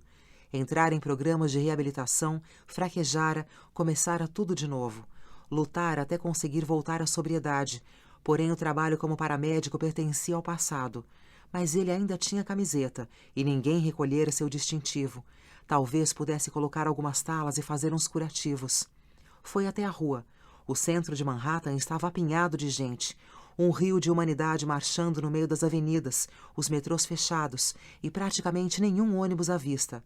O único jeito de se transportar era a pé, e milhares de pessoas faziam isso, caminhando na direção norte ou na direção do rio, para tomar as balsas, ou da Pennsylvania Station, para pegar um trem que as levasse para Long Island, no leste, ou Nova Jersey, a oeste. Chuck caminhou alguns quarteirões, de seu apartamento até o centro hospitalar St. Luke's Roosevelt.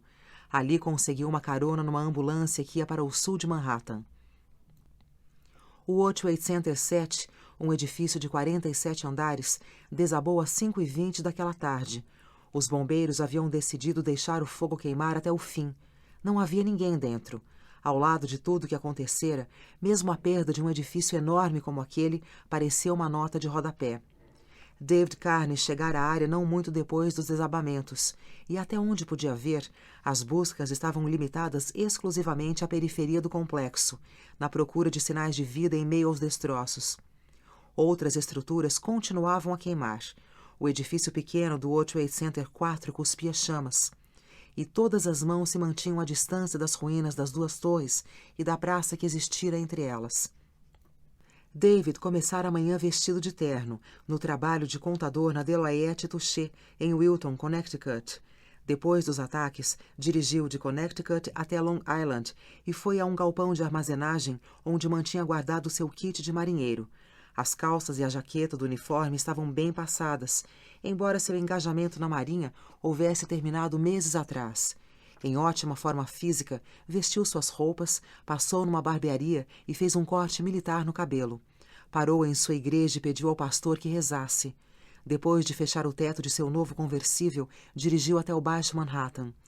Encontrou os que trabalhavam no resgate em estado de choque, deprimidos, sem conseguir fazer quase nada em termos de buscas organizadas. David viu um outro marinheiro, a quem chamavam Sargento Thomas, não se sabia o primeiro nome. Venha, sargento, disse David, vamos caminhar um pouco. Não havia viva alma em volta deles.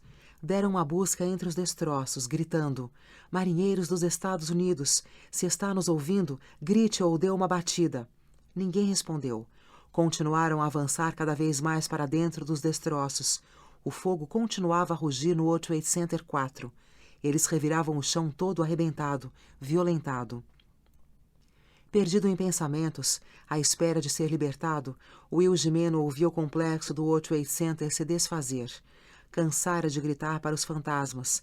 Pediu a McLaughlin que mandasse uma mensagem pelo rádio dizendo que o policial Gimeno queria que sua segunda filha se chamasse Olivia. O sargento sentia dores lancinantes, tinha as pernas esmagadas. Não havia nada a fazer, pensou Gimeno, exceto esperar até que mandassem grupos de resgate de manhã, se estivessem vivos até lá. Então veio a voz. Marinheiros dos Estados Unidos, se está nos ouvindo, grite ou dê uma batida. Abre aspas. O quê? Aquilo era uma pessoa. Fecha aspas. Gimeno gritou com toda a força que tinha. Aqui! Jimeno McLaughlin, DePape, aqui! Continue a gritar, disse David Carnes. Levou alguns minutos, mas David encontrou o local. Não vá embora, implorou Jimeno. Não vou a lugar algum, David respondeu. Pegou o celular e teclou 911, mas a ligação não se completou. Tentou de novo, sem sucesso. Como conseguiria ajuda sem largar Jimeno McLaughlin? Talvez o problema fossem as linhas telefônicas no centro da cidade. Talvez pudesse estabelecer uma ponte eletrônica com alguém fora da cidade. Ligou para sua irmã num subúrbio de Pittsburgh e conseguiu falar. Ela ligou para a polícia local. Eles conseguiram falar com a polícia de Nova York. A mensagem viajara 480 quilômetros desde os destroços até a Pensilvânia, depois 480 quilômetros de volta até a central de polícia. Mas, finalmente, o Departamento de Polícia de Nova York soube que, a alguns quarteirões de distância, 2 policiais estavam enterrados no meio dos destroços e que um marinheiro dos Estados Unidos estava ao lado deles para orientar os resgatadores. Chuck Sereica andava pelas beiradas daquela pilha à medida que chegava a noite, quando ouviu pessoas gritarem que alguém fora encontrado no centro da praça. Chuck dirigiu-se para o lugar, parte do caminho na companhia de um bombeiro. Eles podiam ver as chamas bramirem no que restava do World Trade Center 4, um edifício de 8 andares. O bombeiro tomou outro rumo. Sozinho, Chuck foi subindo aos tropeções, até que encontrou David Carnes. Da superfície, não conseguia ver nada de Will Jimeno, mas podia ouvi-lo. Chuck enfiou a mão por uma fenda, avançando centímetro por centímetro nos detritos, até conseguir ver a mão de Jimeno. — Olá, disse Chuck. — Não me deixe aqui, pediu Jimeno. Chuck sentiu o pulso. Um pulso de estalo forte, dado fundamental para os cuidados de emergência. — Não me deixe, disse Jimeno. — Não vamos deixá-lo, respondeu Chuck. Aos poucos escavou os detritos e encontrou o revólver de Jimeno, que passou para David. Então pediu oxigênio e um kit intravenoso. Logo chegaram 2 policiais do serviço de emergências, Scott Strauss e Perry McGee, e Chuck começou a passar as pedras e destroços para eles. Um bombeiro, Tom Asher, chegou com uma mangueira para apagar as chamas. Eles podiam ouvir McLaughlin gritar por socorro. — Vamos chegar até aí, prometeram. Os procedimentos básicos para atendimento de trauma são simples: fornecer líquido e oxigênio. Simples, exceto que, naquele buraco no World Trade Center, eles não podiam dar o próximo passo na fórmula clássica. Abre aspas. Acomode o ferido e siga em frente. Fecha aspas. Primeiro teriam de resgatar Jimeno, tarefa extremamente delicada. Chuck podia ouvir o World Trade Center 4 gemer até os ossos. Remover pedaços muito grandes de cima de Jimeno poderia significar um novo deslizamento. Havia espaço no buraco apenas para uma pessoa de cada vez, e Chuck estava praticamente em cima de Jimeno.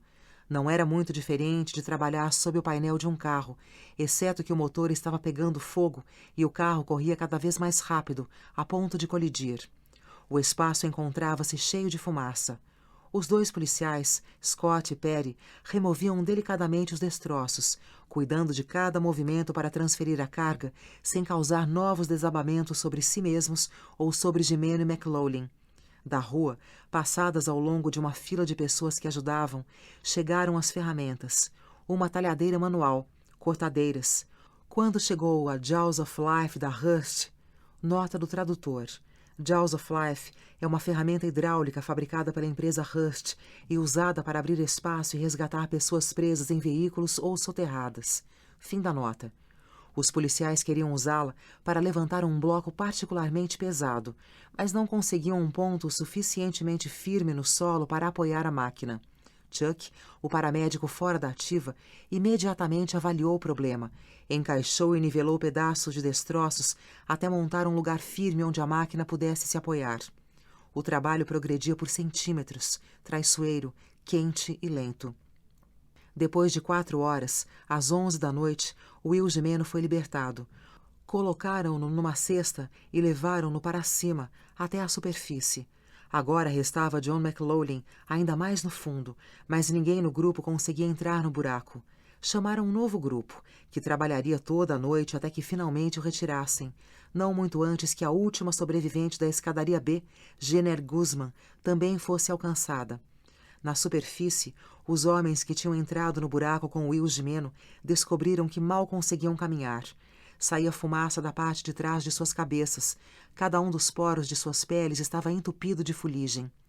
Chuck tropeçou para fora do buraco a tempo de ver Gimeno em sua cesta, carregado pelas mãos de policiais e bombeiros que haviam feito uma longa fila até dentro do buraco, ao longo do chão arrebentado. Não pôde ficar ao lado de seu paciente. Mal podia se manter de pé na calçada. Havia trabalhado horas a fio ao lado de outros homens, dos quais sabia apenas os primeiros nomes, e ele não era empregado de qualquer agência oficial, de serviço governamental algum. Depois que saíram do buraco, cada homem foi para um lado. Assim como as pessoas tinham vindo trabalhar por conta própria no início do dia, numa era passada, agora Chuck Sereika começava a voltar para casa por conta própria. Com sua camisa velha de paramédico rasgada, caminhou penosamente em direção ao norte naquela noite de fim de verão, sozinho, arrastando os pés por ruas esbranquiçadas com a poeira do que havia sido o World Trade Center. Faixa 3. Perdas. Entre as 2.749 pessoas que morreram nos ataques a Nova York, 126 mencionadas no texto não sobreviveram. Na Torre Norte, Abe Zelmanovitz, Andrew Rosblum, Brandon Dolan, Caleb Arondeck, Carlos da Costa, Charles Hiram, Christine Hollander, Damian Meehan, Doris Eng, Ed Beyer, Elkin Ewing, Emerick Harvey, Ezra Aviles, Frank DeMartini, Gart Finney, Howard Kane, Ivan Carpio, James Gattenberg, Jan Maciejewski, Jeffrey Nussbaum, Jim Poe, Joe Holland, John Griffin, Judith Reese, Martin Watley, Neil Levin, Pablo Ortiz, Patricia Massari, Patricia Puma, Patrick Hoey, Pete Negron, Peter Alderman, Peter Madikian, Stephen Cherry, Stephen Thompson, Steve Jacobson, Stuart Lee, Tom McGuinness, Tony Savas, Tony Segarra, William Kelly. Na Torre Sul, Alan Gentle, Al McHugh, Bob Cole, Bob Matson, Brad Vadas, Bradley Fetchett, Brett Bailey, Brian Thompson, Dave Vera, Diane Urban, Diane Gladstone, Doris Torres, Ed Calderon, Ed Emery, Ed Madovich, Ed McNally, Eric Ensenberg, Frank Doyle, Frank Riccardelli, Greg Milanovics, Herman Sandler, Howard Kestenbaum, J.J. Aguiar, Jack Andreacchio, José Marreiro, Joseph Berry, Karen Hegert, Keiji Takahashi, Kevin Cosgrove, Kevin York, Manny Gomes, Michael Stabile, Paul Risa, Phil Hayes, Richard Gabriel, Rick Rescorla, Rick Thorpe, Robert Gabriel Martinez, Ron Horner, Rocco Kamaj, Sankara Velamuri, Sean Roney, Shimi Bieglensen, Stephen Muddery, Tammet Freeman, Thomas Esparacio, Vijay Paransotti e Eshavan Tembe. No Hotel Marriott, Joe Keller, Abdul Amalahi.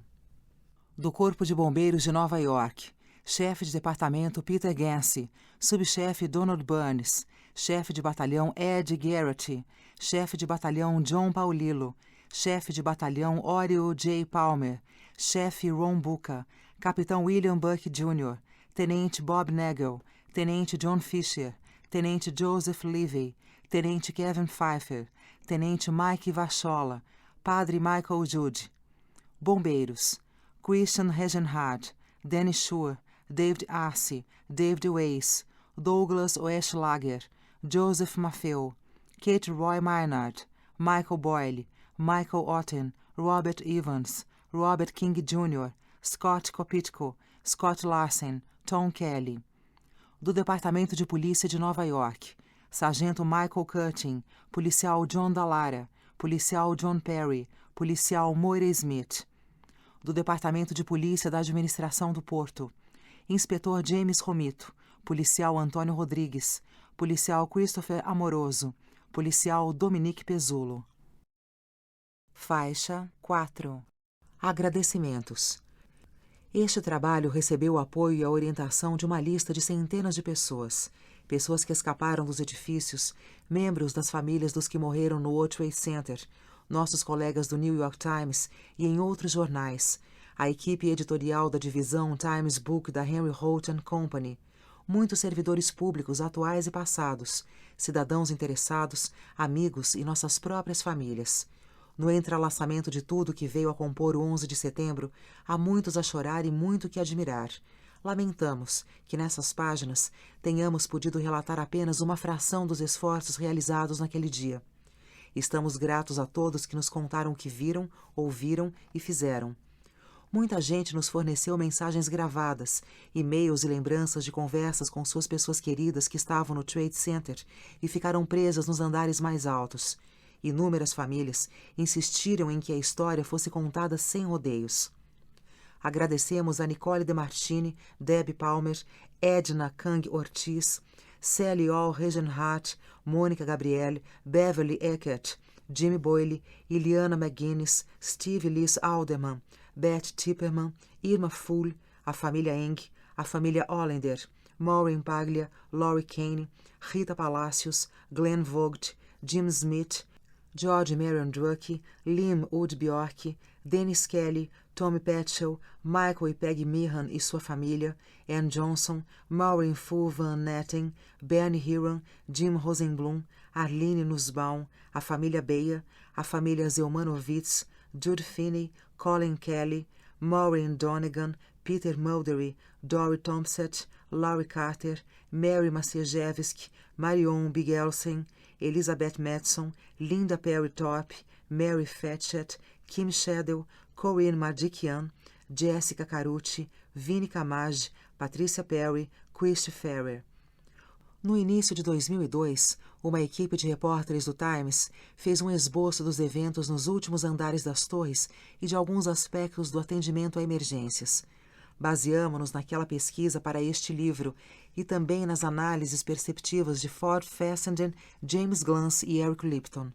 Sentimos-nos honrados por partilhar a autoria de trabalhos com eles. Qualquer pessoa interessada na história da cidade de Nova York, no final do século XX, pode consultar City in the Sky, relato magistral da ascensão e queda do Trade Center, escrito por Jim e Eric.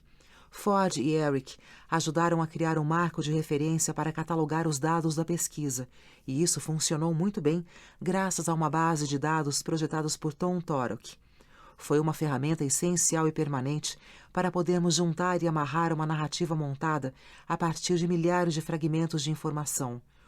Outros que trabalharam conosco nos projetos iniciais no jornal ou que forneceram temas de pesquisa essenciais para este livro são Alan Delaqueriere, Michelle O'Donnell, Michael Pollack, Lauren Wolfe e Joseph Plumbeck.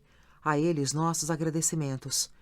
Com reproduções cuidadosas e um trabalho de arte bastante iluminado, os jornalistas de programação visual do Times, Steve Duenes, Ash Tse, Mika Grondahal e James Bronson, capturaram tanto a forma do momento quanto dos edifícios.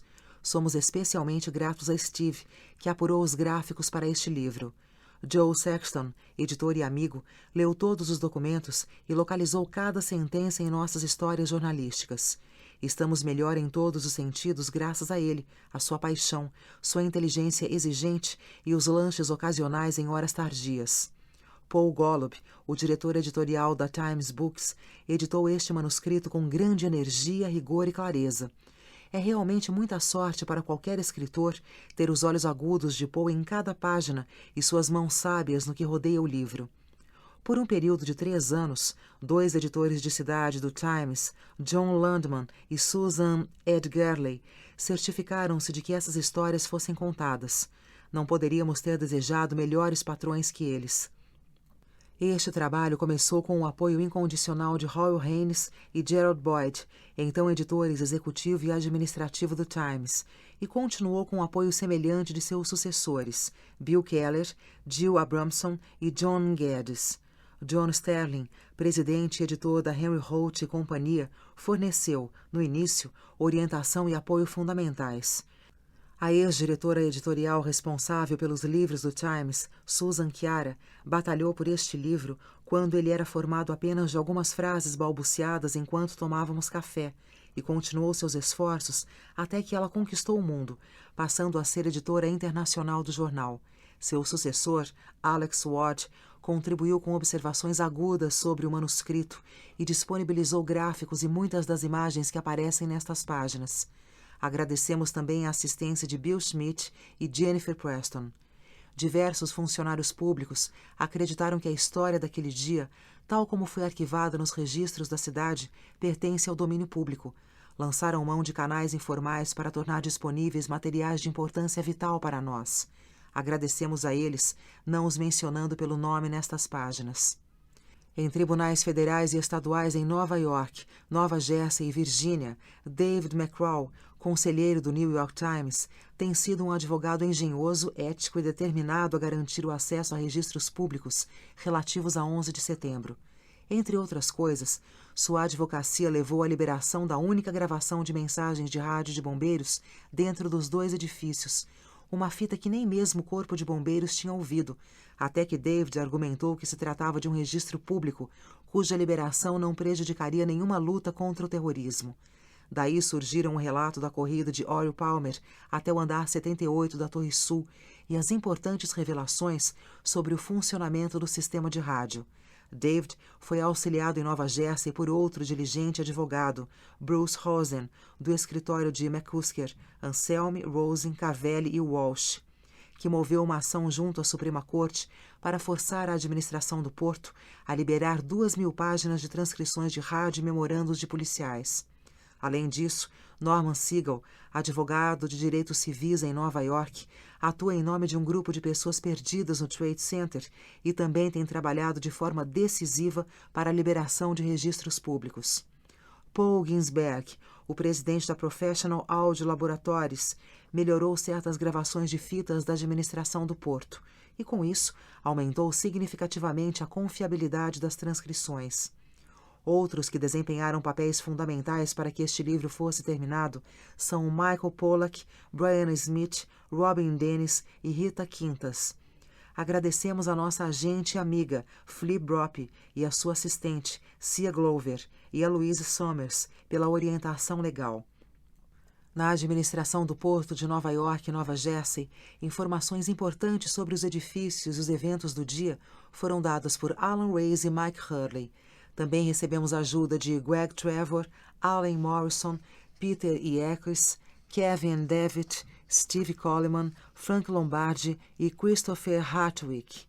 Agradecemos ainda a Patricia Cullen, McHanna, Gary Gaeta, Gary Drohan, George Phoenix, Shivan Iyer, Anthony Whittaker, Al Devona e David Lynn. Entre os que nos forneceram informações sobre suas experiências dentro das torres estão Brian Clark, Diane De Fontes, Tissa Moya, Walter Pilpiak, Roberta Gordon, Michael Sheehan, Jean Demkzur, Al Smith, Tim Pearson, Joseph Basselieri, Will Gimeno, Dave Carnes, Chuck Sereika e Sharon Premoli. Muitas outras pessoas que também foram generosas com seu tempo e suas lembranças estão citadas na seção de notas. Recebemos ajuda sobre questões técnicas de muitos especialistas, incluindo Nicolas Greco, engenheiro-chefe aposentado do Departamento de Edificações de Nova York, Glenn Corbett, professor de segurança contra fogo da Faculdade John Jay de Justiça Criminal, Universidade da Cidade de Nova York. Os chefes de bombeiros aposentados Vincent Dunne, Charles Bleish, Bernard Lally e o bombeiro aposentado e o autor Dennis Smith. John McFadden, da Motorola, e o especialista em rádio Eric Lustig. Greg Semendinger, piloto aposentado do Departamento de Polícia de Nova York. Antigos membros do Departamento de Gerenciamento de Emergências da cidade. Frank McCarton, Richard Scherer e Jeremy Hauer. A atual comissária de edificações, Patricia J. Lancaster. A porta-voz do Departamento de Edificações, Iris Fink, e o ex-comissário de edificações Rudolph Rinaldi. Sobre o Sistema 911, de Gino Meschini. Charles Brescher, da Comissão de Orçamento Participativo. Sobre questões de evacuação dos edifícios, Jake Pauls e Robin Gerson. Won Young Kim, do Observatório Terrestre Lehman Doherty, da Universidade de Colômbia. Sean Sander e Michael Newman, do NIST. e Jack J. Murphy, da Associação de Diretores de Segurança contra Incêndio. Também agradecemos a George Taylor, Ben Patton e Darlene Dwyer por sua assistência.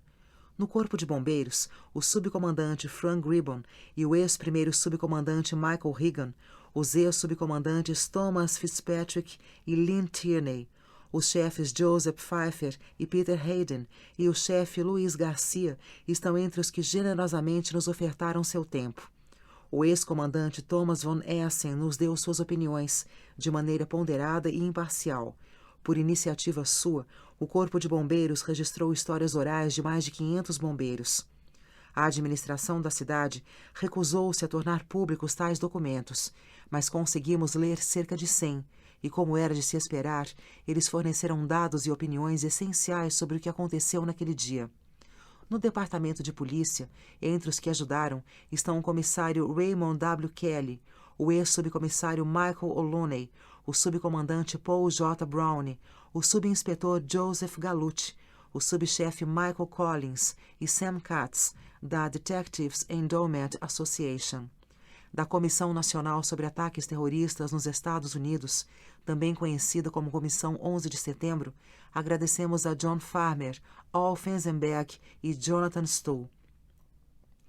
O notável trabalho de Dennis Cauchon e Martha Moore, repórteres do USA Today, foi fundamental para dar forma à compreensão dos eventos do dia.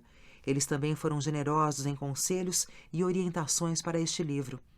O corajoso filme documentário, feito por Jules e Gedeon Naudé, serve como um documento básico para todos que estudam as operações de combate a incêndios. A equipe do Der Spiegel produziu Inside 9/11, uma útil reconstrução dos eventos da manhã. Quanto a outros jornais da área de Nova York, recorremos ao trabalho de, entre outros, Patrice O'Shaughnessy, Michelle McPhee, Russ Butner, Joseph Calderoni, Michael Daly, Dennis Duggan, Sean Gardner, Bill Murphy, Graham Raymond e Michael Kelly. Também agradecemos a Philip Werme e Niall O'Donnell por sua ajuda e a Deidre Maloney, da Bloomberg LP. Muitos outros estão citados nas notas. Nossos agradecimentos a eles também. Agradecemos a Karen Preciosi e Janice Brooks por sua ajuda com as fotografias da Eurobrokers. No New York Times, muitos de nossos colegas nos deram ajuda e sugestões, tendo lutado no meio da fumaça de 11 de setembro para cobrir os eventos. Aqui vai a curta e certamente incompleta lista daqueles aos quais agradecemos. Carla Baranaucas, Jacques Steinberg, Kik Johnson, David Halbfinger, Joyce Wadler, Corey Kilgannon, David Baston, Michael Cooper, Anthony De Palma, Sarah Kershaw, Chris Drill, Elissa Gutman, Lynette Holloway, Michael Wilson, Milena Rizik, Marcos Mussini McQueen, Geoff McGee, Steve Greenhouse, Jeffrey Watt, Donald Parsons, Nancy Waystock, Bill O'Donnell, Sherry Day, Dan Barry, Nina Bernstein, Ed Wyatt, Jennifer Stenhauer, Jenny Scott, Dean Murphy, Chris Shivers, Al Baker, Willie Hashbaum. Acreditamos que toda essa ajuda reduziu drasticamente nossa margem de erro, mas não a eliminou. Somos os únicos responsáveis por qualquer equívoco encontrado nestas páginas. Agradecemos a Ricky Atkinson e Peter Hamill por suas gentilezas. De Kevin.